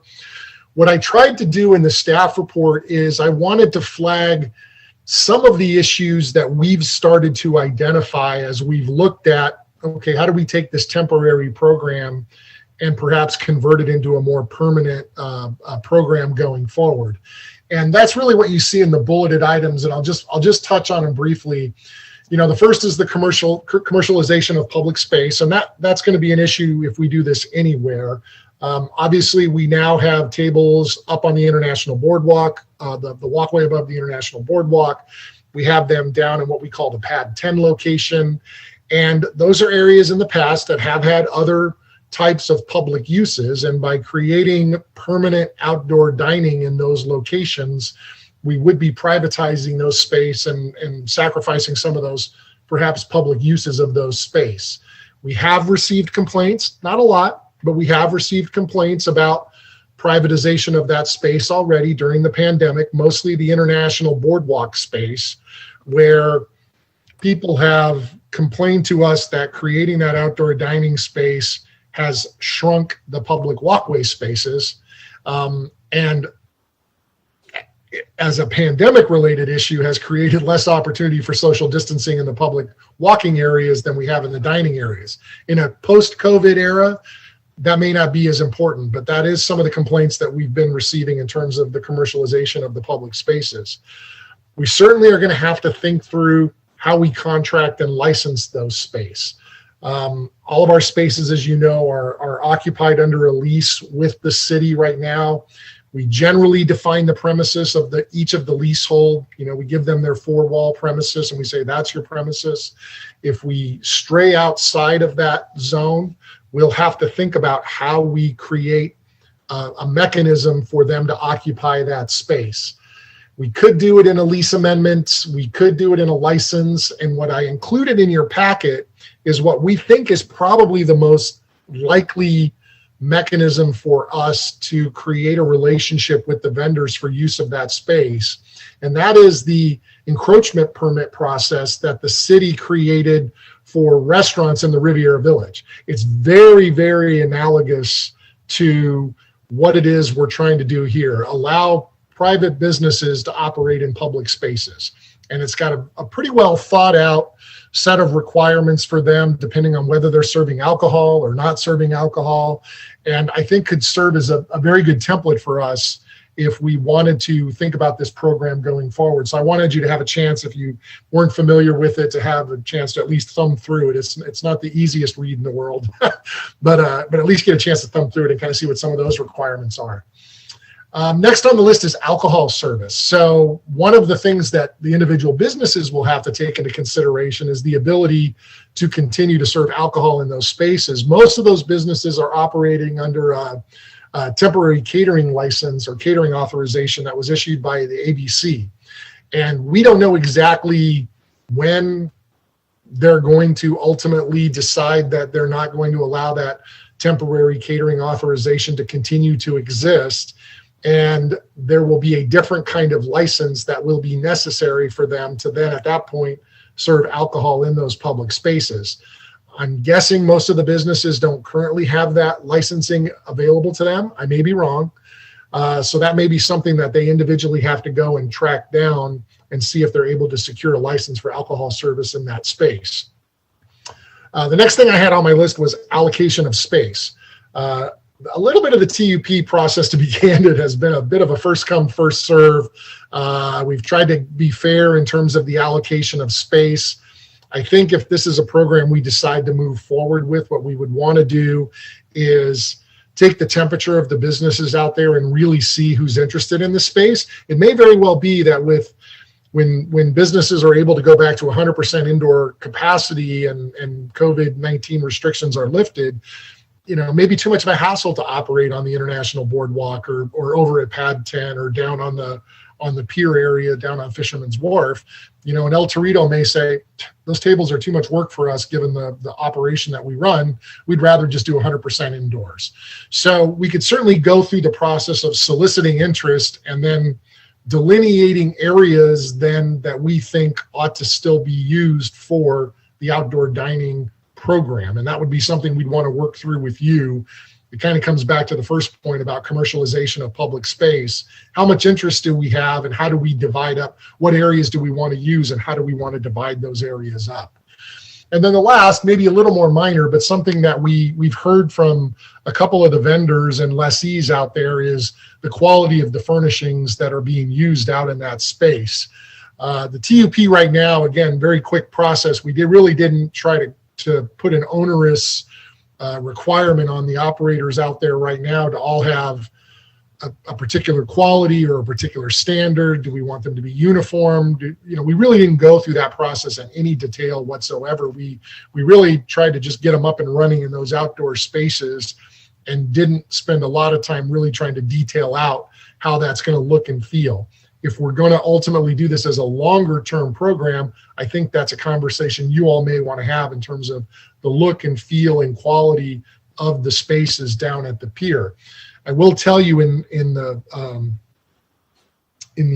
sidewalk dining application that planning has, for areas that are serving alcohol, those areas are clearly delineated by railings, and those railings are fixed railings that go into the ground. And so, when we really start to think through the space planning and the FF&E, the furniture, fixtures, and equipment, and how that's all going to be positioned, we'll have to keep in mind that if this is a place where they're going to be serving alcohol, we probably have some really hard edges associated with that, which will delineate that space. So I really wanted to put this list together, get this into your hands. I know you've articulated to me that you'd like to see this program continue on, or at least you think you'd like to see the program continue on. What we're recommending going forward is, we don't know exactly how long the COVID restrictions are going to remain in place by the county. We don't have the same limitations that, say, the Riviera Village has, where they are encroaching into parking areas, right? So those parking areas are really precious commodities to the Coastal Commission. And so when there's no longer a COVID-19 restriction and they're still in those parking areas, that's going to raise some particular issues for them. At the pier, we don't have those same kind of challenges. And so we think we could certainly, even if the COVID restrictions were lifted at, say, the end of June, that we could certainly keep the temporary use permit process in place through the end of the summer, and then try to transition, while we're not coming into the busy season, as we wind down the busy season, transition into that permanent dining program. So we would then have that on a go forward basis. We also recognize that this is going to be a really important summer for the businesses down at the pier to try to make up for lost ground over the last 14 months. So we want to be mindful about, additional permit fees and requirements and things that are going to just add up to their cost. We'd rather see them have a great summer and then look to try to implement this program post-summer. But we'd appreciate any thoughts or comments you have on that as well. So the purpose of the staff report tonight is to really open the dialogue on the outdoor dining program, put some issues out there as food for thought. Have you give us any thoughts, questions, comments that you'd like us to consider as we continue to evolve the program and think about it. We'll continue to have some internal discussions about this. This is not just a waterfront and economic development project. It's going to involve public works. It's going to involve our community development department.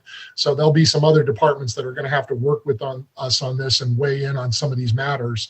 But it would certainly be helpful for us as we start to craft this to hear what your thoughts are. So with that concludes staff's presentation.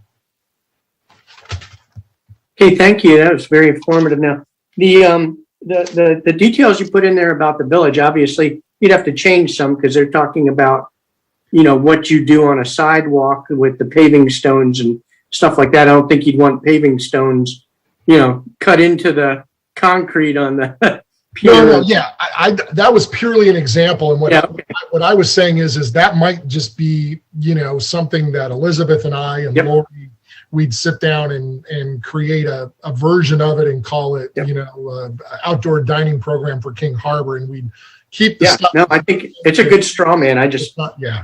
Yeah. The one thing I think, well, maybe they have it in the village, but I don't remember. But there's, like, up on the top of the International Boardwalk, those areas would be conducive to having like a plexiglass or glass front to block wind for people and make it more permanent than the cheap Visqueen or whatever, clear plastic tarps. So that may be something you want to consider as you're looking for what to do there. I think pad 10 is an area you'll have to concentrate on, because, we're going to build a skateboard park there eventually, and there's yoga classes and stuff like that that I would expect would be, and movies that would be programmed back. So that may be a convertible area versus a permanent dining area.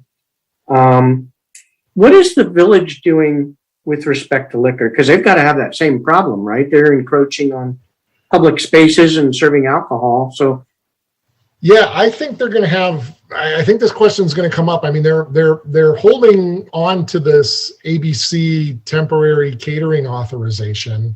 That's really what has allowed almost all the businesses to go outdoors. Some of them may have had, an outdoor, and Elizabeth, do you know if there's a particular name for that outdoor permit? It's like an outdoor service permit, and I saw it on the ABC website, and now the name's escaping me.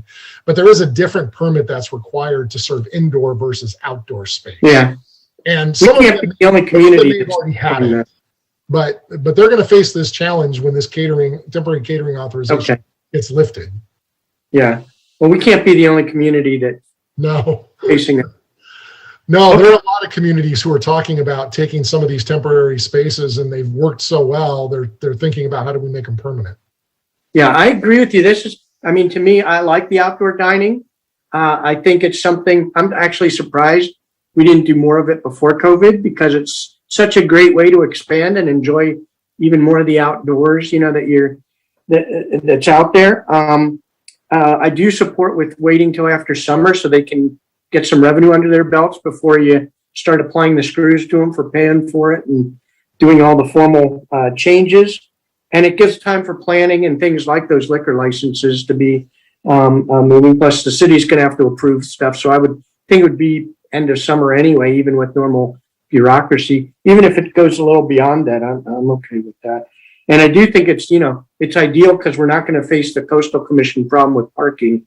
And I know I've had the non-restaurant vendors complain to me about the impact of the loss of parking in the Riviera Village. We don't have that impact here. Let's see, anything else I had from that? And I do think, this is a one place, I eat out at Riviera Village on the thing. It's not quite like when you go to Europe and you're in the big public plazas and you're eating out, but the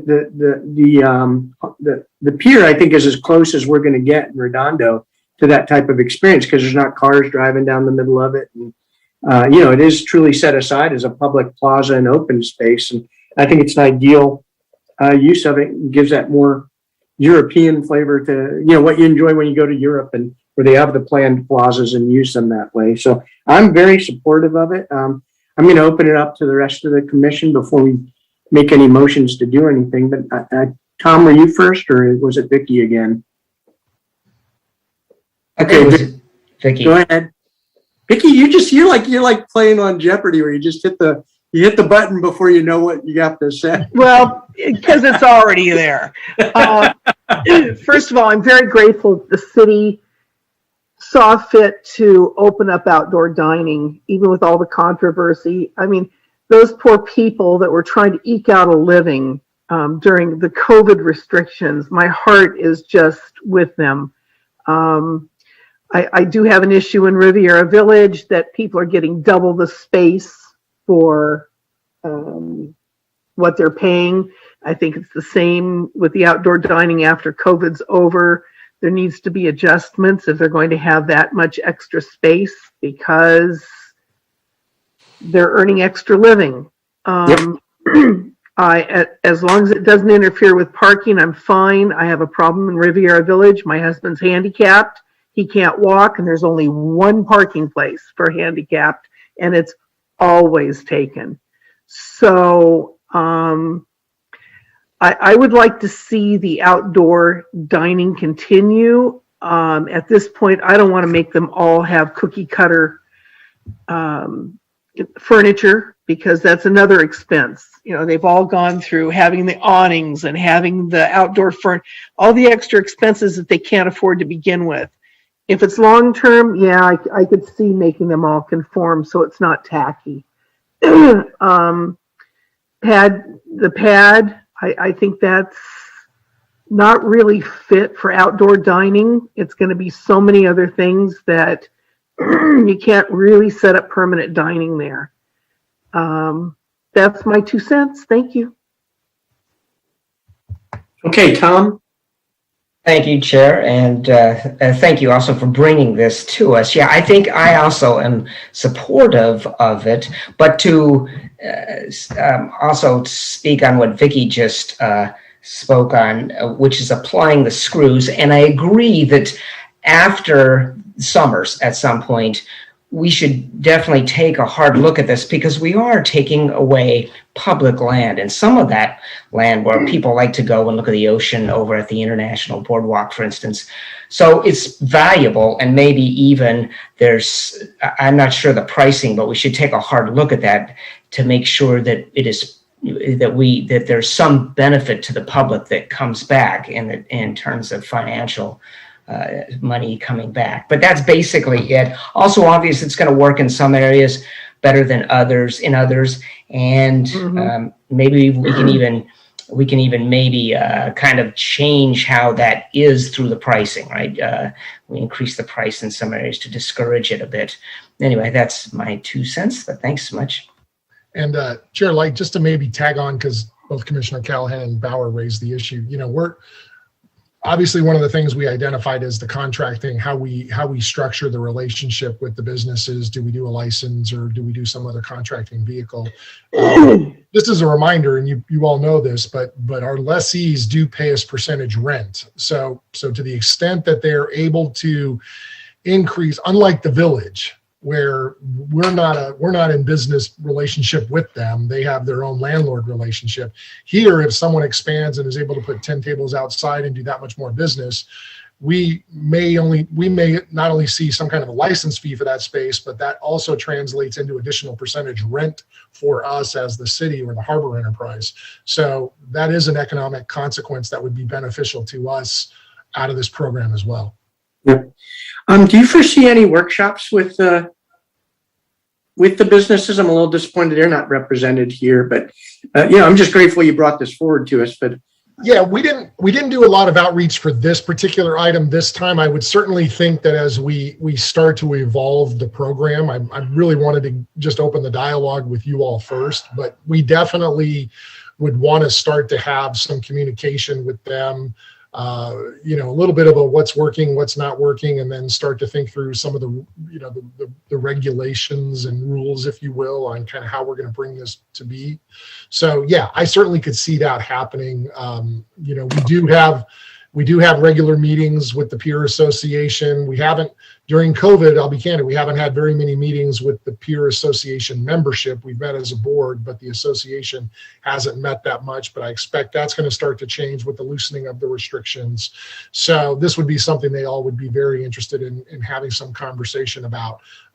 As you may know or recall, when Bob Resnick was here on his conditional use permit a couple of months ago, he was I think one of his parting comments was to plead for you to take this matter up. So we definitely know the lessees are interested in it, and we'd want to get their input as well. Okay, let's see. I see, Matt, you've got your hand up.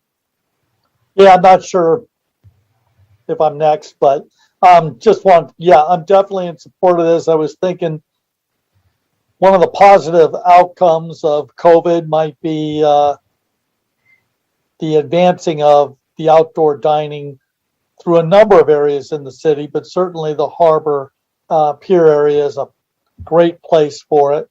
Yeah, we need to make sure we keep access open especially for disabled, ADA compliance, et cetera, et cetera.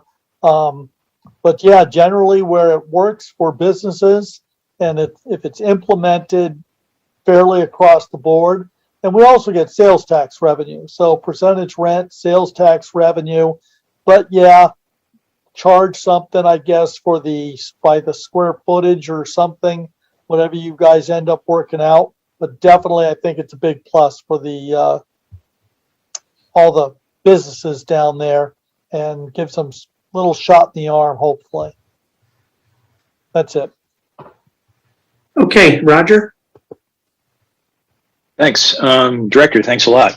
Thanks for this really detailed report. And in the past, I've complimented your office on the work in the village, and seeing how this stuff works in the village and what you require of businesses down there, I can see why. Those dining areas in the village are really nice. Some other cities, have dining areas outside that look like, highway construction projects. And what we have really looks good. It's level with the curb. It's really comfortable. It's great. I've finally got my second shot, and we've taken a little advantage of eating outdoors. So I'm in favor of keeping this open on the pier through the summer. I've been down there a few times kind of looking at it.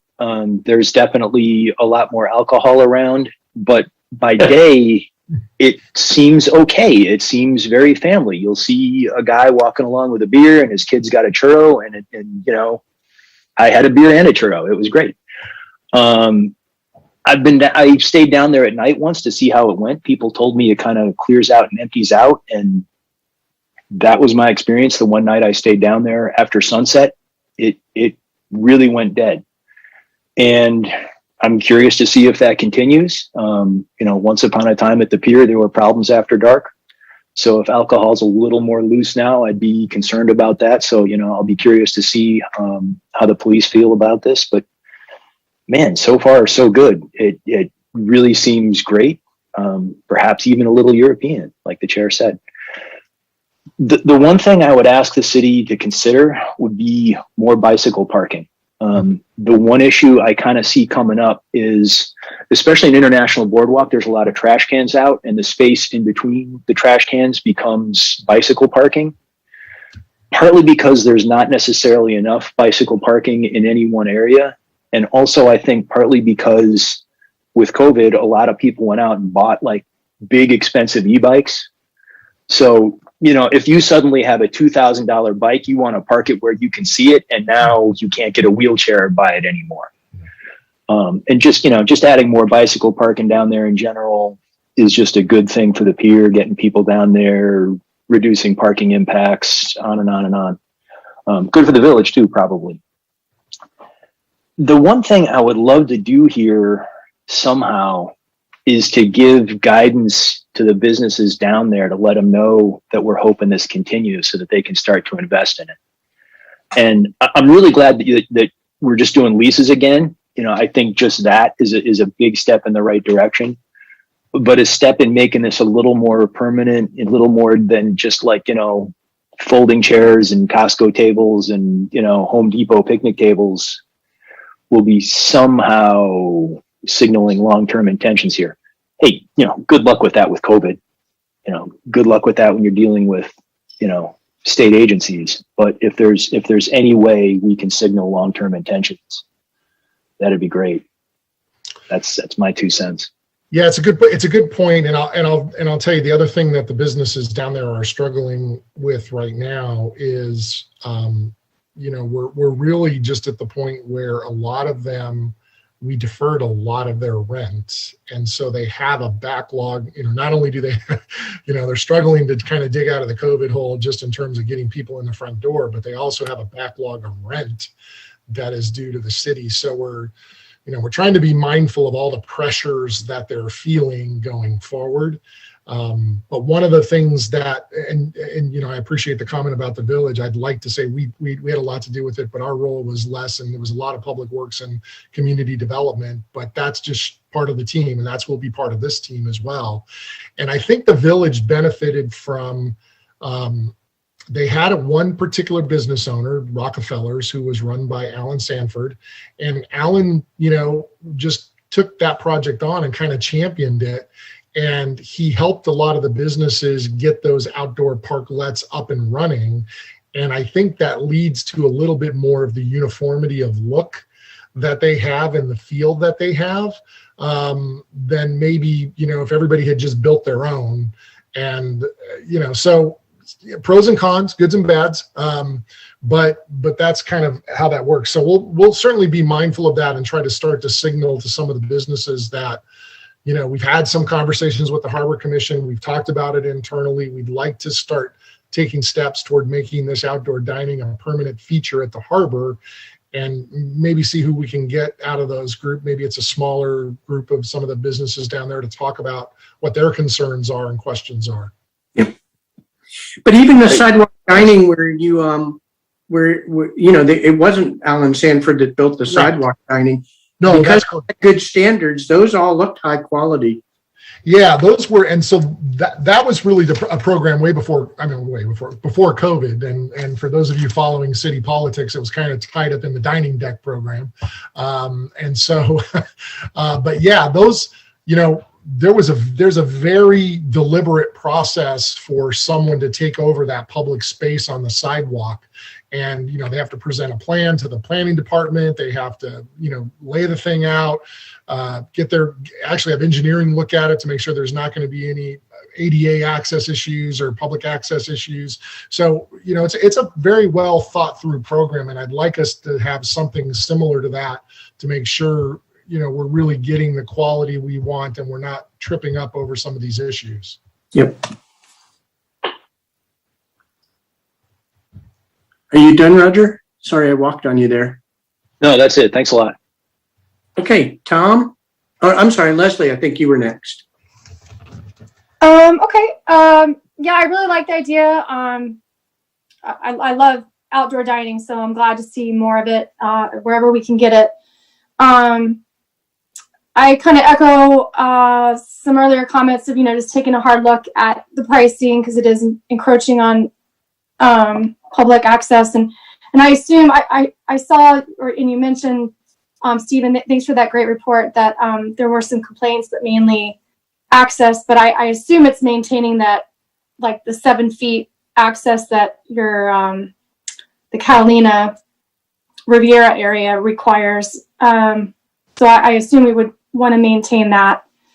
And I also just had a question, if we would retain some areas, would we, put the whole railing up for grabs, or would we retain some gaps for just general public access? Yep. Probably want to retain some of that.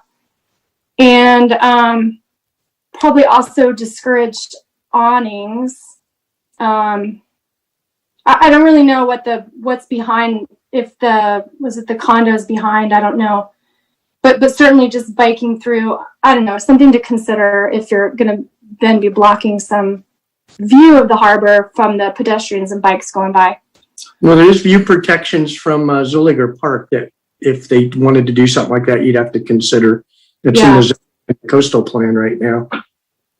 Yeah, and the only when under the temporary use permit, we did have, some folks asking if they could do some shelter structures, because as we were going through the summer and the COVID restrictions were lingering into the fall and the weather was starting to change, it was getting a little colder. We did have people ask if they could do, erect some kind of covering for the tables. And I think that's something we could flesh out as part of the guidelines. If that's something, you all or the business, felt like you wanted to see out there, that's one way to do it. If you just said, this should just be all open air, and in inclement weather, it's closed, and when it's beautiful, it's open. I think that's an acceptable answer as well.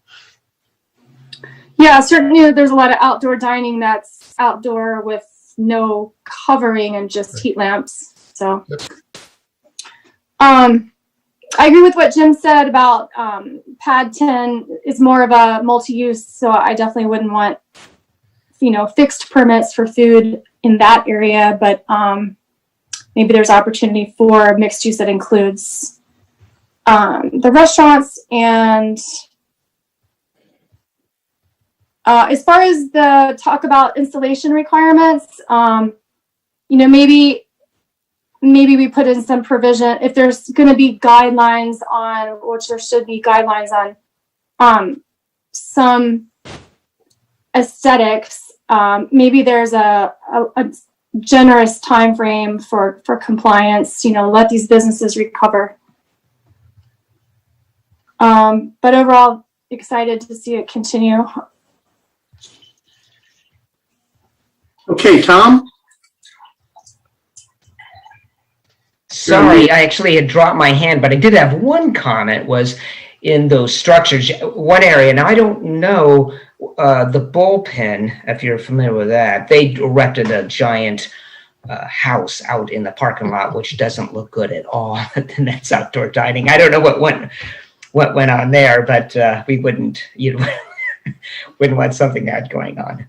Yeah, no, I don't think so. I mean, what you saw in response to COVID in various locations is I think certain businesses were trying to stretch the definition of outdoor dining as far as they could possibly stretch it. And indoor, outdoor. Yeah, I mean, those tents were probably worse than if you just had people sitting inside, because at least inside you have HVAC systems that move the air in those catering and special event tents. Once all the flaps are down, I'm not sure how much air is moving in and out of those particular facilities. So that is not what at least our vision as staff is. I think we're truly envisioning something that's more of an outdoor dining location that you can take advantage of when the weather is beautiful. And to Commissioner Krazan's point, maybe you allow some outdoor heaters out there, so when it is a little chilly out, people want to sit outside and have a meal. But I don't think the intent is to create outdoor rooms where you could, roll the walls down and essentially seal off the dining area, Right, and I'm a fan of exactly what she was talking about, with basically not having, just open air. Yeah. Leave it open air, and when it's inclement, then bring it inside. Okay, any other comments? Just going to say, one of the best outdoor places I've been was in Quebec City, Canada, in cold weather, eating outside with heat lamps. It was great. Surprised me coming from Carolina at the time why we didn't have it down there. Vicky. The one thing I did want to indicate is that as lovely as outdoor dining is, I think during several of the months, it will not be that popular, and it might be part of what we phase in the pricing for the outdoor area. Nobody's going to sit out there in the rain, and nobody's going to sit out if it's blowing, and if it's drizzly and yucky during parts of May and most of June. So you're going to have months that there probably will be nobody outside. Yeah, that was our concern when, as the COVID restrictions were lingering on into the fall and winter, that we had this temporary use permit for outdoor dining, but you had the combination of the time change, so it was getting dark earlier, combined with the fact that that's also kind of the colder seasons and how much actual usage there would be out there. So I think you're right. You're going to definitely see a drop off, during those months. Well, especially once the COVID restrictions have been lifted. Yeah. Everybody wants to be snuggly and warm, and yes, the romantic couple wants to sit out in the rain and hold hands, and that's great. But I do think we should give the vendors a break and let them compensate for the times that they have the right to use it, but it's not going to be readily used. Well, I don't want to engineer it here, but you could make it revenue revenue based, where they pay a higher percent for the outdoor space than they do, for the indoor stuff, and that way they don't pay when there's no revenue, but when they do get revenue, they pay more because they're not paying a lease on the outdoor space. I don't want to presuppose that there's ways to tackle that, but yeah. Go ahead. So any other comments? So I don't know that there's any it looks like the public wants to speak. It looks like Mark has. Just I think where you were going, Commissioner or Chair Light, was I don't think there's any real direction, formal direction here. I was mostly in wanting to engage in a conversation with you all about the program, and I think you've given us some good thoughts that we can start to use and incorporate as we start to work through this internally. And we'll be back to you. It probably won't be in June, might not even be in July, but as we work up the program, we may come back to you periodically and get your feedback and see, how this thing is progressing, with the idea of hopefully getting something crafted in the fall. So what I was going to recommend is we just make a motion of general support for the concept in case it comes up at the, city council or something. You're preloaded to say, Harbor Commission's very interested in this and is supportive. But before I make that motion, I want to hear what Mark. Yeah, fair enough. I like that. It really caught my ear, some of the comments about, what's fair amongst the restaurants. I guess equity is a good word in here. And then I heard Commissioner Bauer specifically mention the bullpen, and they were probably the most egregious in that whole Riviera area.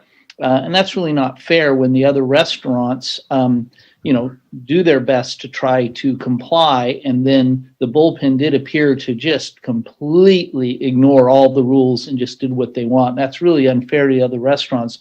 So kind of comment I want to send to Director Proud is, as we open this up, similar, I think we got to watch the equity issue here and make sure that certain restaurants don't get a big advantage over other restaurants.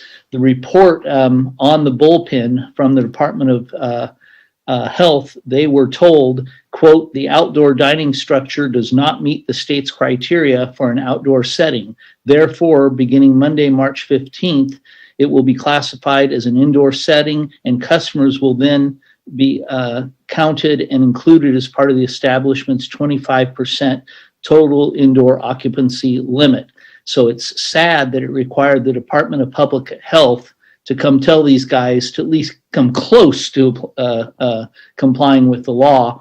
just one additional comment, you guys may have seen in the local press, Manhattan Beach had quite a discussion about this because various of the restaurants there were complaining that the restaurants that had the outdoor dining on the public space were doing a booming business, and those who didn't have that, were suffering. And as part of that, the restaurants who complained about it were going and doing their own head count and telling the city that some of those restaurants were just way out of compliance. So big message to staff is, as we do this, let's please try to do it equitably. And as somebody said, not pick winners and losers. Thanks. Yeah. Well, I think it's important that, we reach out to the businesses there and they get a voice in what comes out of this. Yeah, absolutely. We agree. So I'd like to make a motion that the Harbor Commission supports outdoor dining and further exploration of the details, and that we support not implementing a formal program or charging until after the summer season is complete. Second. Any discussion on? No. Okay. Anybody opposed? No. Okay. Thank you very much. I really appreciate you bringing this forward, Director Proud. Absolutely. Our pleasure. Thank you for the input. If you're ready, I can move on to item L4. Yep. Great. So we're always ready. Director's report's a little long. We didn't meet last month, so I'll try to get through some of this stuff a little quick. Previous city council meetings and actions that they've taken. We last met in March, so I think I'll start with the March 16th city council meeting. And as I mentioned earlier tonight, that was the meeting that they took up the public amenities plan and they reviewed that plan. The RFP, and authorized. That might be done by 9:15. And then on the April 6th meeting, we had quite a few leases, and maybe this is the right time to mention that we have activated the leasing program. We are moving forward with leasing activity. We're trying to catch up on leases where we've had tenants whose leases have lapsed and they're in a month-to-month situation. So we get them back into a longer-term lease situation, which minimizes our risk. Or we have some interested parties who've been standing on the sidelines eager to lease space from us, and we're trying to take some of those and deal with some of those ones that had expressed some previous interest.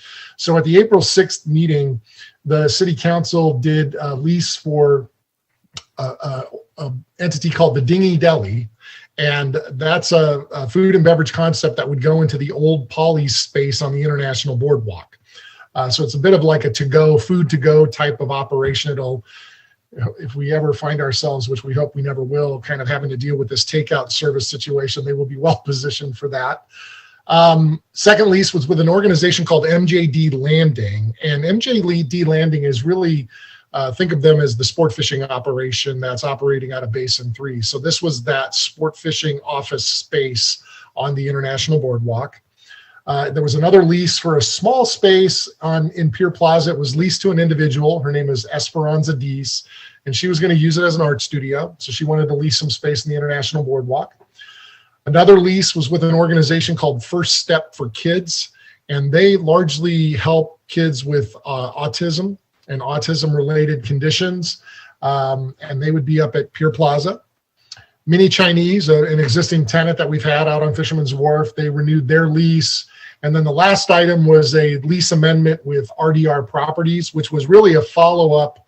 And RDR Properties is the Redondo Landing, Bob Resnick's leasehold, which was a follow-up to the conditional use permit that you approved at the Harbor Commission meeting previously. So that was taking care of some housekeeping items on his master lease related to that.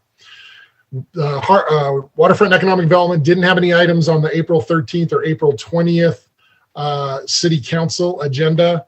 And then at the last City Council meeting on May 4th, we were indirectly involved in a conversation related to apps for paid parking.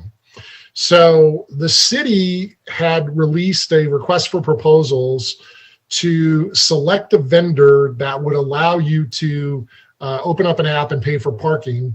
And initially they were going to just focus it out on Riviera Village.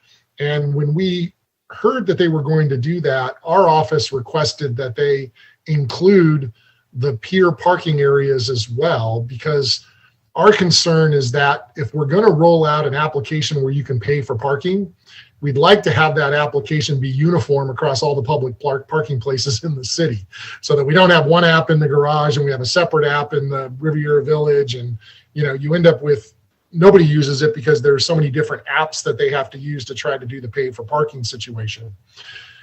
Park Mobile has had a presence in the garage, although most people didn't know it for a while. And they really, we would get small checks from them here and there, but there wasn't any signage. There wasn't really a way for people, members of the public, to know that it was there unless they just happened to pull up their Park Mobile app and they saw the lots listed. I think it's lot 2002 and 2001. So if you happen to be in that area and you pulled up your Park Mobile app, you might see, oh, look, I can pay by Park Mobile, but otherwise you didn't know. Within the last year, we started to put some signage in the garage to let people know that Park Mobile was there and available to them. And if you just looked at their usage all in our garage, you could just see there was an instant take up in usage in terms of people using that space. Combination probably of two things. One, increased awareness due to the signage. And two, obviously in the last year, people were looking for touchless methods to pay for parking where they didn't have to go and touch a machine that somebody else has been touching during COVID. So we definitely saw an uptick in that usage. But as the city was going out to the RFP process, we said, okay, let's go ahead and put the garage into that, put the pier parking spaces into that RFP so we get this continuity of use across the city. Long RFP process. I think it started in December of last year. And then ultimately the selection committee recommended Park Mobile, which was convenient for the garage because that was the vendor who was already operating there. Long discussion at the city council meeting on May 4th. And ultimately the city council decided to move forward with the Park Mobile application, but to also direct staff to negotiate with a second vendor, which is called Pay by Phone. And so Park Mobile will start rolling out in Riviera Village. It'll remain in place in the garage. And then the city council has asked staff if they could negotiate a contract where we would add a second parking application that could be available. And it wasn't crystal clear to me whether that meant in both locations or just in the village. But presumably if this contract is for both locations, the Pay by Phone app would be for both locations as well. Probably more than I should be covering a director's report on that, but I wanted to make sure you were aware of it because it was something that we had in the garage. So for me, it was just a natural if they were going to do an RFP to kind of include the garage and make sure we had uniformity of a parking application across the city. But I realized as I was putting the director's report together that we have never talked about this in my entire time as the director of the harbor. So wanted to make sure you kind of had the backstory on that and where that conversation went. Is that in addition to normal parking or is it to replace parking? No, it's in addition. So, okay. So the machines are all there. We have what we call the T2 system that we implemented, gosh, I don't know, 8 years ago, 9 years ago. So nothing changes from the garage operation perspective. You can do exactly the same thing you were doing previously. All it does is gives you an alternative payment stream if you still want to use it. That's really all it does. We did recently hear that one of the master lessees is thinking about adding a pay-by-app system to their leasehold as well. So we're trying to encourage our lessees, if they have public parking spaces that they'd like to have mobile parking apps for, if they can try to, and all those contracts are negotiated separately between them and the parking app operator. But to the extent we can get as much consistency across the city, I think we'll see more usage by people of that system. So that gets us current on actions that the city council has taken. Upcoming city council items, I mentioned to you this earlier. I'll get into a little more into it now. Obviously, you all know that the city council has their budget hearings in June. And as I mentioned earlier, we looked at the calendar between when the budget gets released and when they start having their hearings, and wanted to make sure that you all had an opportunity for meaningful input to the process.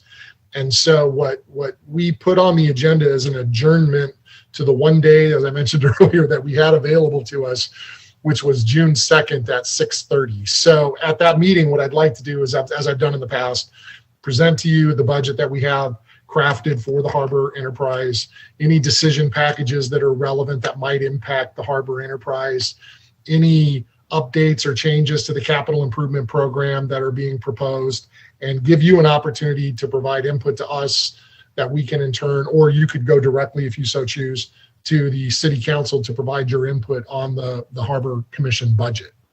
So when we get down to adjournment, we can confirm that date would work for you all as a possible alternative meeting date.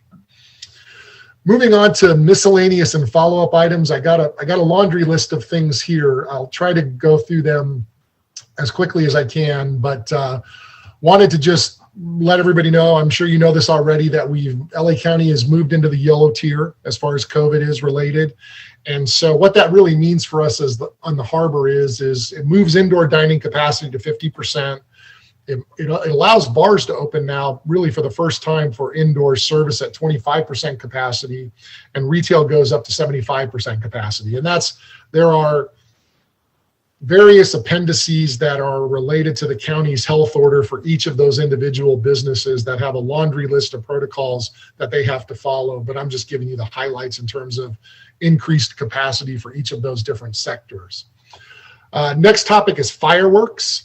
Long conversation, 2 conversations at the city council recently about fireworks in Redondo Beach this year. And the decision that the city council made at their last meeting was to approve 2 fireworks shows in the city. The first is a city show, which would be a land-based show, and we're presuming that the launching location for that would be in the area right behind Seaside Lagoon, kind of on that roadway that we were talking about earlier where the hand launch facility is, that would be their staging area. There will not be an event inside the lagoon itself, as there's been in years gone by where you could pay an admission and get inside the lagoon.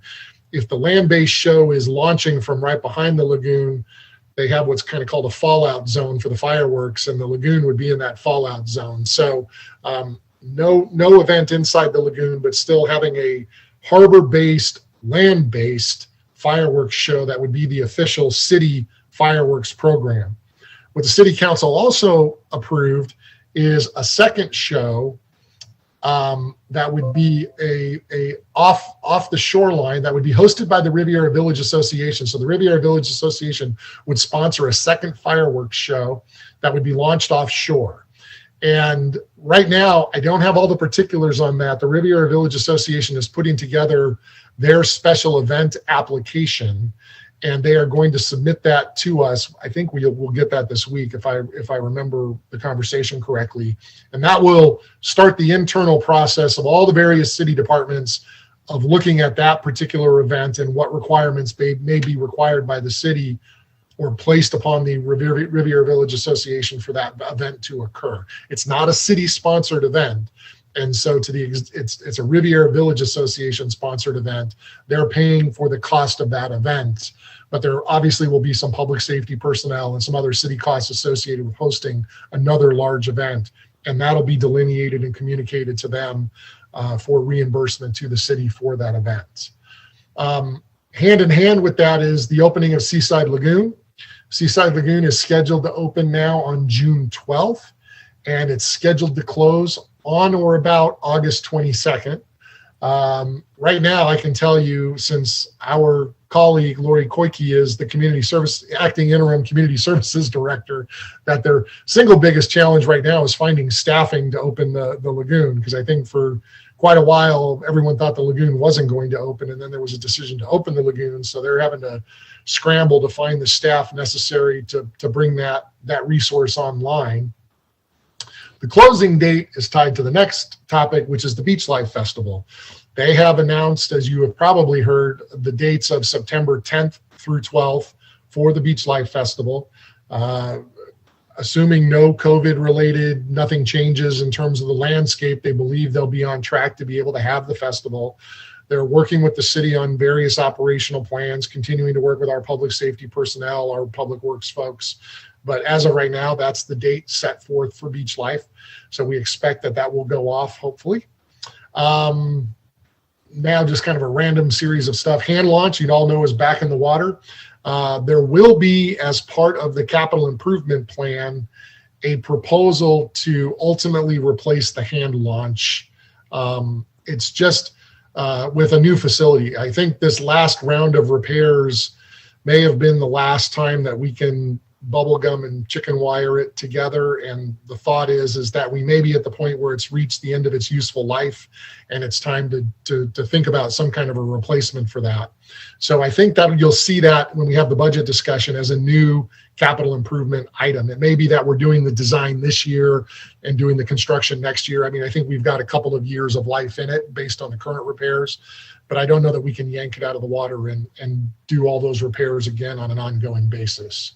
Are they talking like a zero depth entry facility, or? Well, we could certainly have that conversation. I will tell you, this year when it came out of the water, there was, and then we found out the amount of repairs that were necessary. There was some internal conversation about, do we do it and put it back, or is this the time to open the conversation about maybe getting rid of the float and having the zero depth entry piece?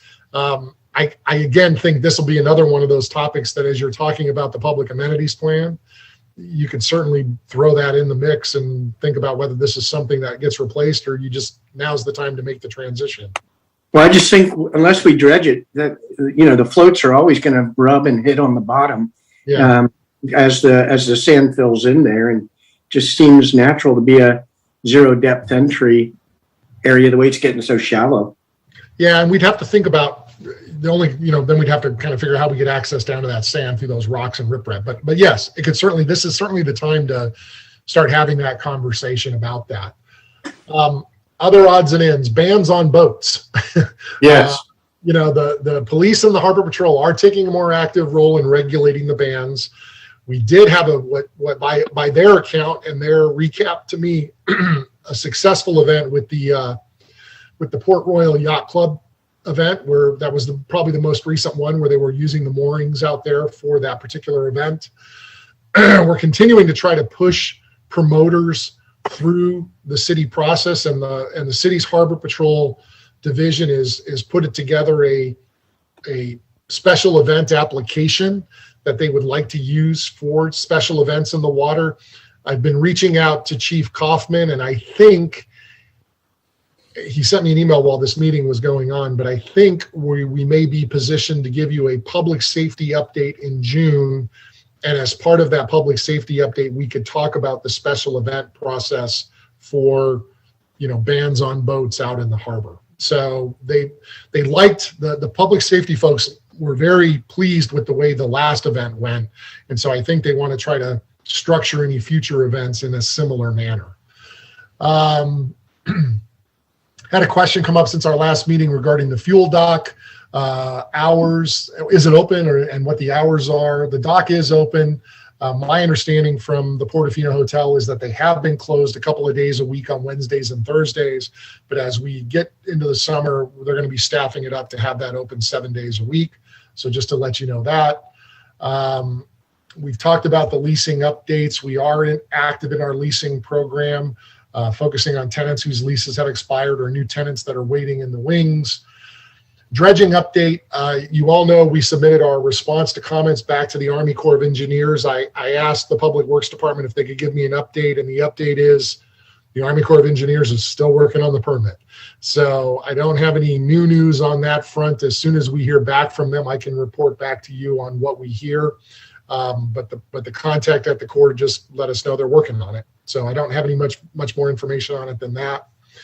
And then the last issue that I wanted to just raise with you is there was a question that came our way regarding the websites that are the various websites that relate to the waterfront and King Harbor.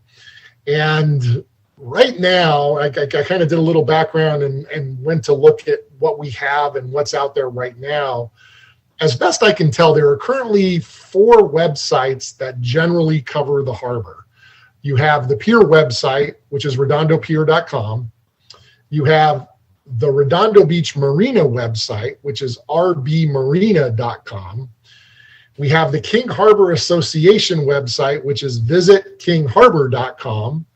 And then we have, not entirely harbor focused, but we have redondobeachtourism.com, which is the group, the most recent tourism district that was created. That was the spinoff out of the chamber.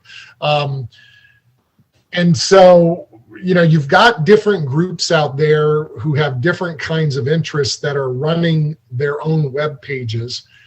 And then let's not forget the city has a web page. Now, ours is less kind of commercial focused than those other 4 are. We try to give some basic information. We have links. Last I looked, I think we have links to now 3 of those web pages, not the 4th one, to try to get people to the right location. But I will admit that, and I have had this conversation, it's been a little while. I had a conversation with the Pier Association at one point about identity and identity for the harbor and creating separate zones in the harbor, and sometimes some of the confusion that creates. Because if you go on the King Harbor Association webpage, you'll find a lot of businesses that are down at the pier on the King Harbor Association webpage, but you won't find it vice versa. The Redondo Pier is pretty much just focused on the Redondo Pier, and you won't find things about the Blue Water Grill or Charred Hat. You won't find those restaurants on that page. So they don't always kind of cross market with one another. And the Redondo Beach Marina, to me, is part of if I'm trying to figure out a way to go to the pier, I would think that everything that the Redondo Beach Marina has offerings for would be part of the pier website. But now you have to click out to maybe go to the sport fishing pier page or go to find out about transient moorings or those kinds of things. So I'm just bringing these up. And I think Commissioner Carlson, this was really a question you brought up to me between meetings. You know, there's probably some better integration that could happen among those websites. We haven't taken that project up as an organization yet. But I certainly think it's something we could talk about going forward. Is there a better way to try to get those things to all talk to one another? So if someone is looking for information, they have they're not guessing as to which web page they need to go to. And I don't know. Yeah. Okay. No, this came up exactly because somebody asked me about the fuel dock being closed. And I thought, oh, maybe this is on a web page somewhere. And I never found the fuel dock or the pump out services on the web page. And just out of curiosity, I went through everything you did. You had a couple I didn't have. You left out the Harbor Patrol has a web page. Oh, okay. So you missed one on your list, but you had some on your list I didn't have. So yeah, thank you.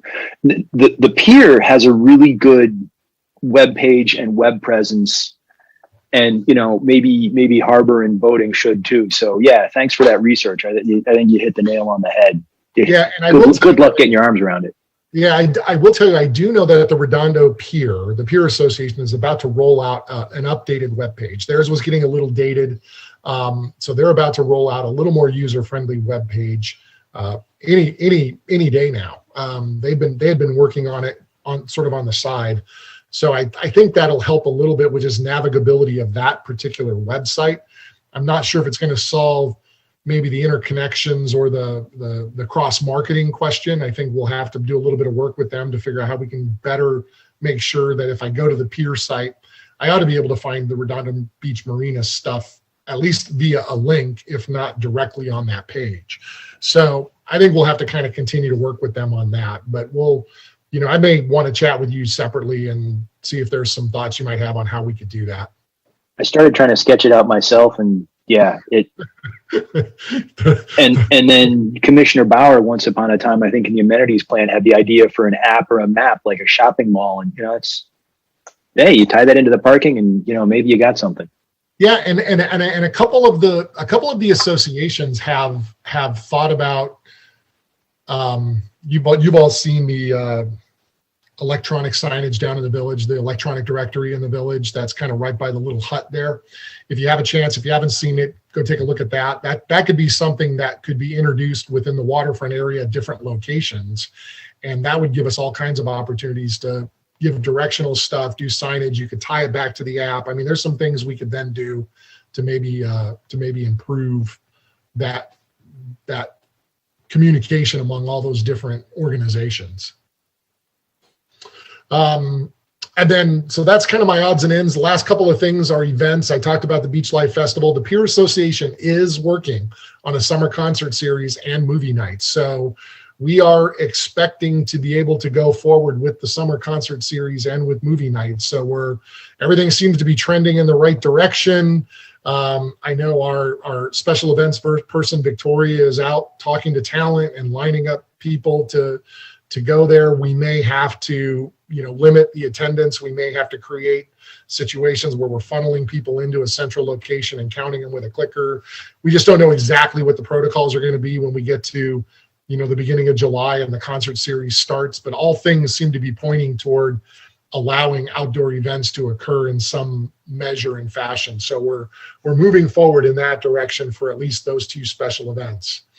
And then the last thing that I have on my list is your upcoming meeting. I already mentioned we'd like you, if you are so inclined and would indulge us to adjourn to June 2nd at 6:30. June 2nd at 6:30. We certainly will have budget for you that evening. We will likely be able to give you an update on where we are on the public amenities plan RFP. We will have proposals in. We can certainly let you know who we've gotten proposals from at least. And can we break here and just take a quick poll of, is everybody okay with the second? Tom? I'm fine. Steve? Just give me a thumbs up or a thumbs down. Okay. Roger, I saw your thumb up. Matt, okay. Leslie? I can manage. Yep. So I think we can accommodate that and appreciate you offering to. Yeah. So I think that'll be good. And tentatively what we have, and some of this may be, it's not all in our control. So it may or may not make it. We'll see. But certainly budget's in our control. We'll have that conversation with you. We can give you an amenities plan update on where we are in that process. Like I said, I just reached out to Keith Kaufman, the police chief, and the acting fire chief, to see if we can get a public safety update that would give you a little bit of a background, a little more background on the special events out in the harbor. And I don't know, but planning may have a application for the Maison Reese space for you to look at for some changes to what? So, yeah. They keep telling me it's coming. I don't control the timing of that. I've heard it was going to be here in April. I heard it was going to be here in May. Now I heard it's going to be here in June. So don't hold your breath. That one might show up in July, but I want to at least let you know it's out there in the universe and it could land on our desks here. Will we also still have the meeting on the 14th? My preference would be not to, because it's such a quick turnaround for us to try to produce, and we're going to be in the middle of budget ourselves with all the city council. Yeah, that's what I was wondering about budget. What I would say is if there's a need for a special meeting, maybe more related to the amenities RFP, maybe we would look at something later in the month. Okay. But I think that for us to do it on the 2nd and turn it around on the 14th is a little quick. It is quick. And it probably wouldn't have much for you within 12 days to really chew on as part of that process. So okay, thank you. That's kind of what we're proposing right now. So with that concludes my report. Thank you. Okay, any comments on Director Proud's report? I see Mark, you have your hand up. Let me poll anybody from the commission. Okay, Mark. Yeah, on the subject of the websites, of course, lots of us know this has been a mess forever. The poor public trying to find anything, as you can imagine. I field a lot of queries from people saying, how do I find this, that, or the other thing they can't find? A lot of you probably know Mickey Marafino. Just the other day, she was looking for something, and she couldn't find it, and came back to me, and I forget, she teased me, calling me the alternate Mark website or something like that. But there was Director Proud. I presume it was before you came to Redondo. There was a city initiative to address this problem and create a catch-all website, with the idea towards, promoting ourselves from a tourism standpoint and getting our own citizens to come enjoy the waterfront. So this thing got started. I don't know why, but obviously it fizzled out. I remember I had a bunch of pencil notes going for all the things I wanted to help with. I can tell you, when I go to the Chamber of Commerce meetings, we each get 30 seconds. And I've got this canned 30-second presentation where I tell people there's 4 groups that are teaching sailing lessons, and you can go paddling, and there's stand-up paddleboard people, and there's fishing groups, and I rattle it off in 30 seconds. And afterwards, many people come to me and they say, wow, I didn't know we could do that stuff. The harbor is a huge, giant secret to much of our community. So yeah, if there's a way that we could restart that process, because as Director Proud says, we really can't tell these commercial operations what to do with their sites. We could, politely, ask for some cross-reference, but I think the real responsibility feels squarely on the city for us to create a nice catch-all, and we can provide links to those other 4 to 6 of them. But yeah, we should have a way where people who want to come visit our harbor, either from out of town or in town, could quickly get on and see what all the cool things are you can do in our waterfront. Thanks.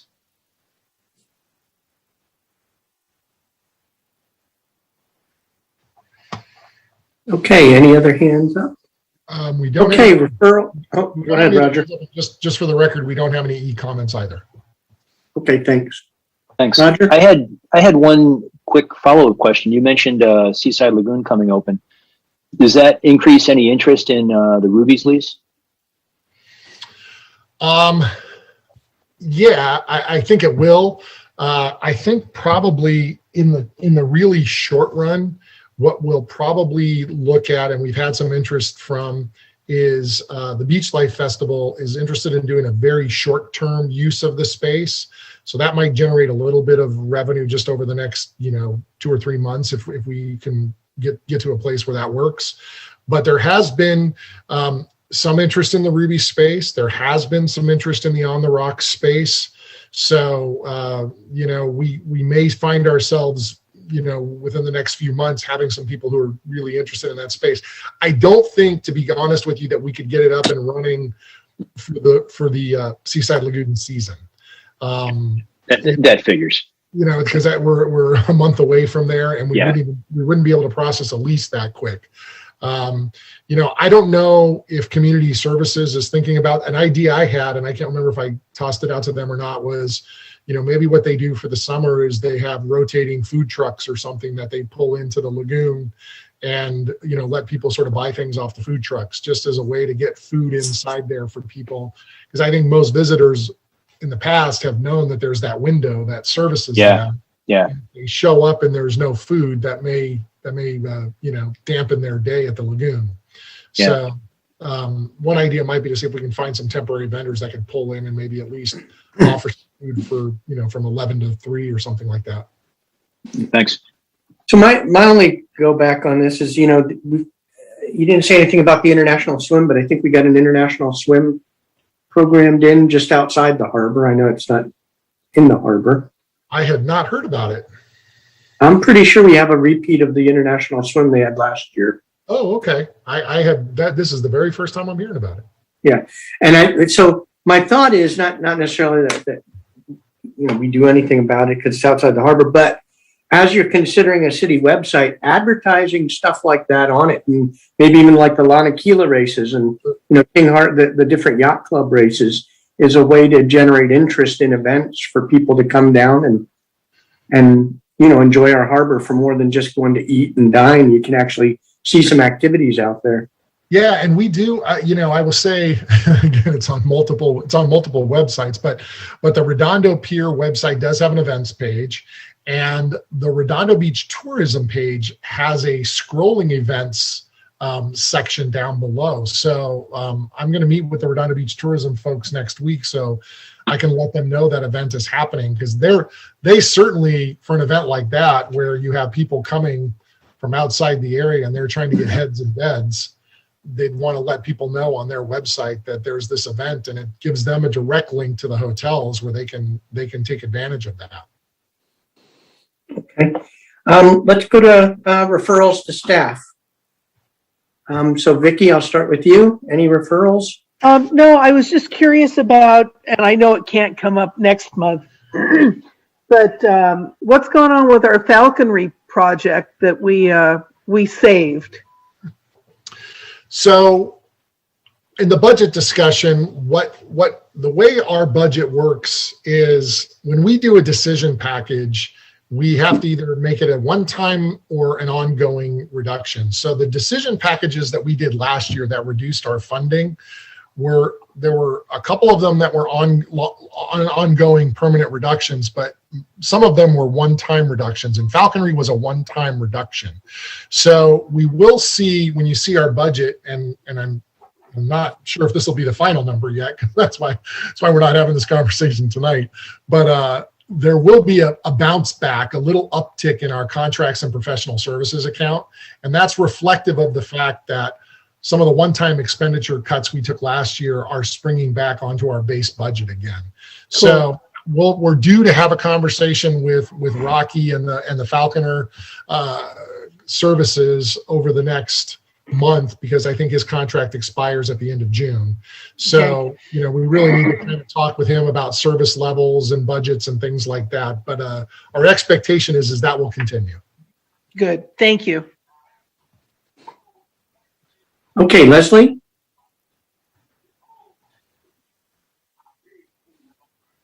I don't have any referrals. Okay, Matt? Nope, I'm good. Roger? Nothing. Thanks a lot for the detailed report. Steve? Just a question for the director. Do we know what the lineup is for the Beach Life Festival in September? No, I don't have any inside scoop that I could, leak out ahead of time. Come on. The last email I saw on it was, I thought they were teasing May 21st as their date for the release of the. Yeah, they are. I know the prices might go up after they announce. That's why I'm asking you. Didn't the mayor leak the lineup in the State of the City address? Oh, did he? Oh, well, you might have to go back and Bill knows? Is that what you're saying? I thought he leaked one, but I don't remember. Do you have to play the tape backwards to see who it is?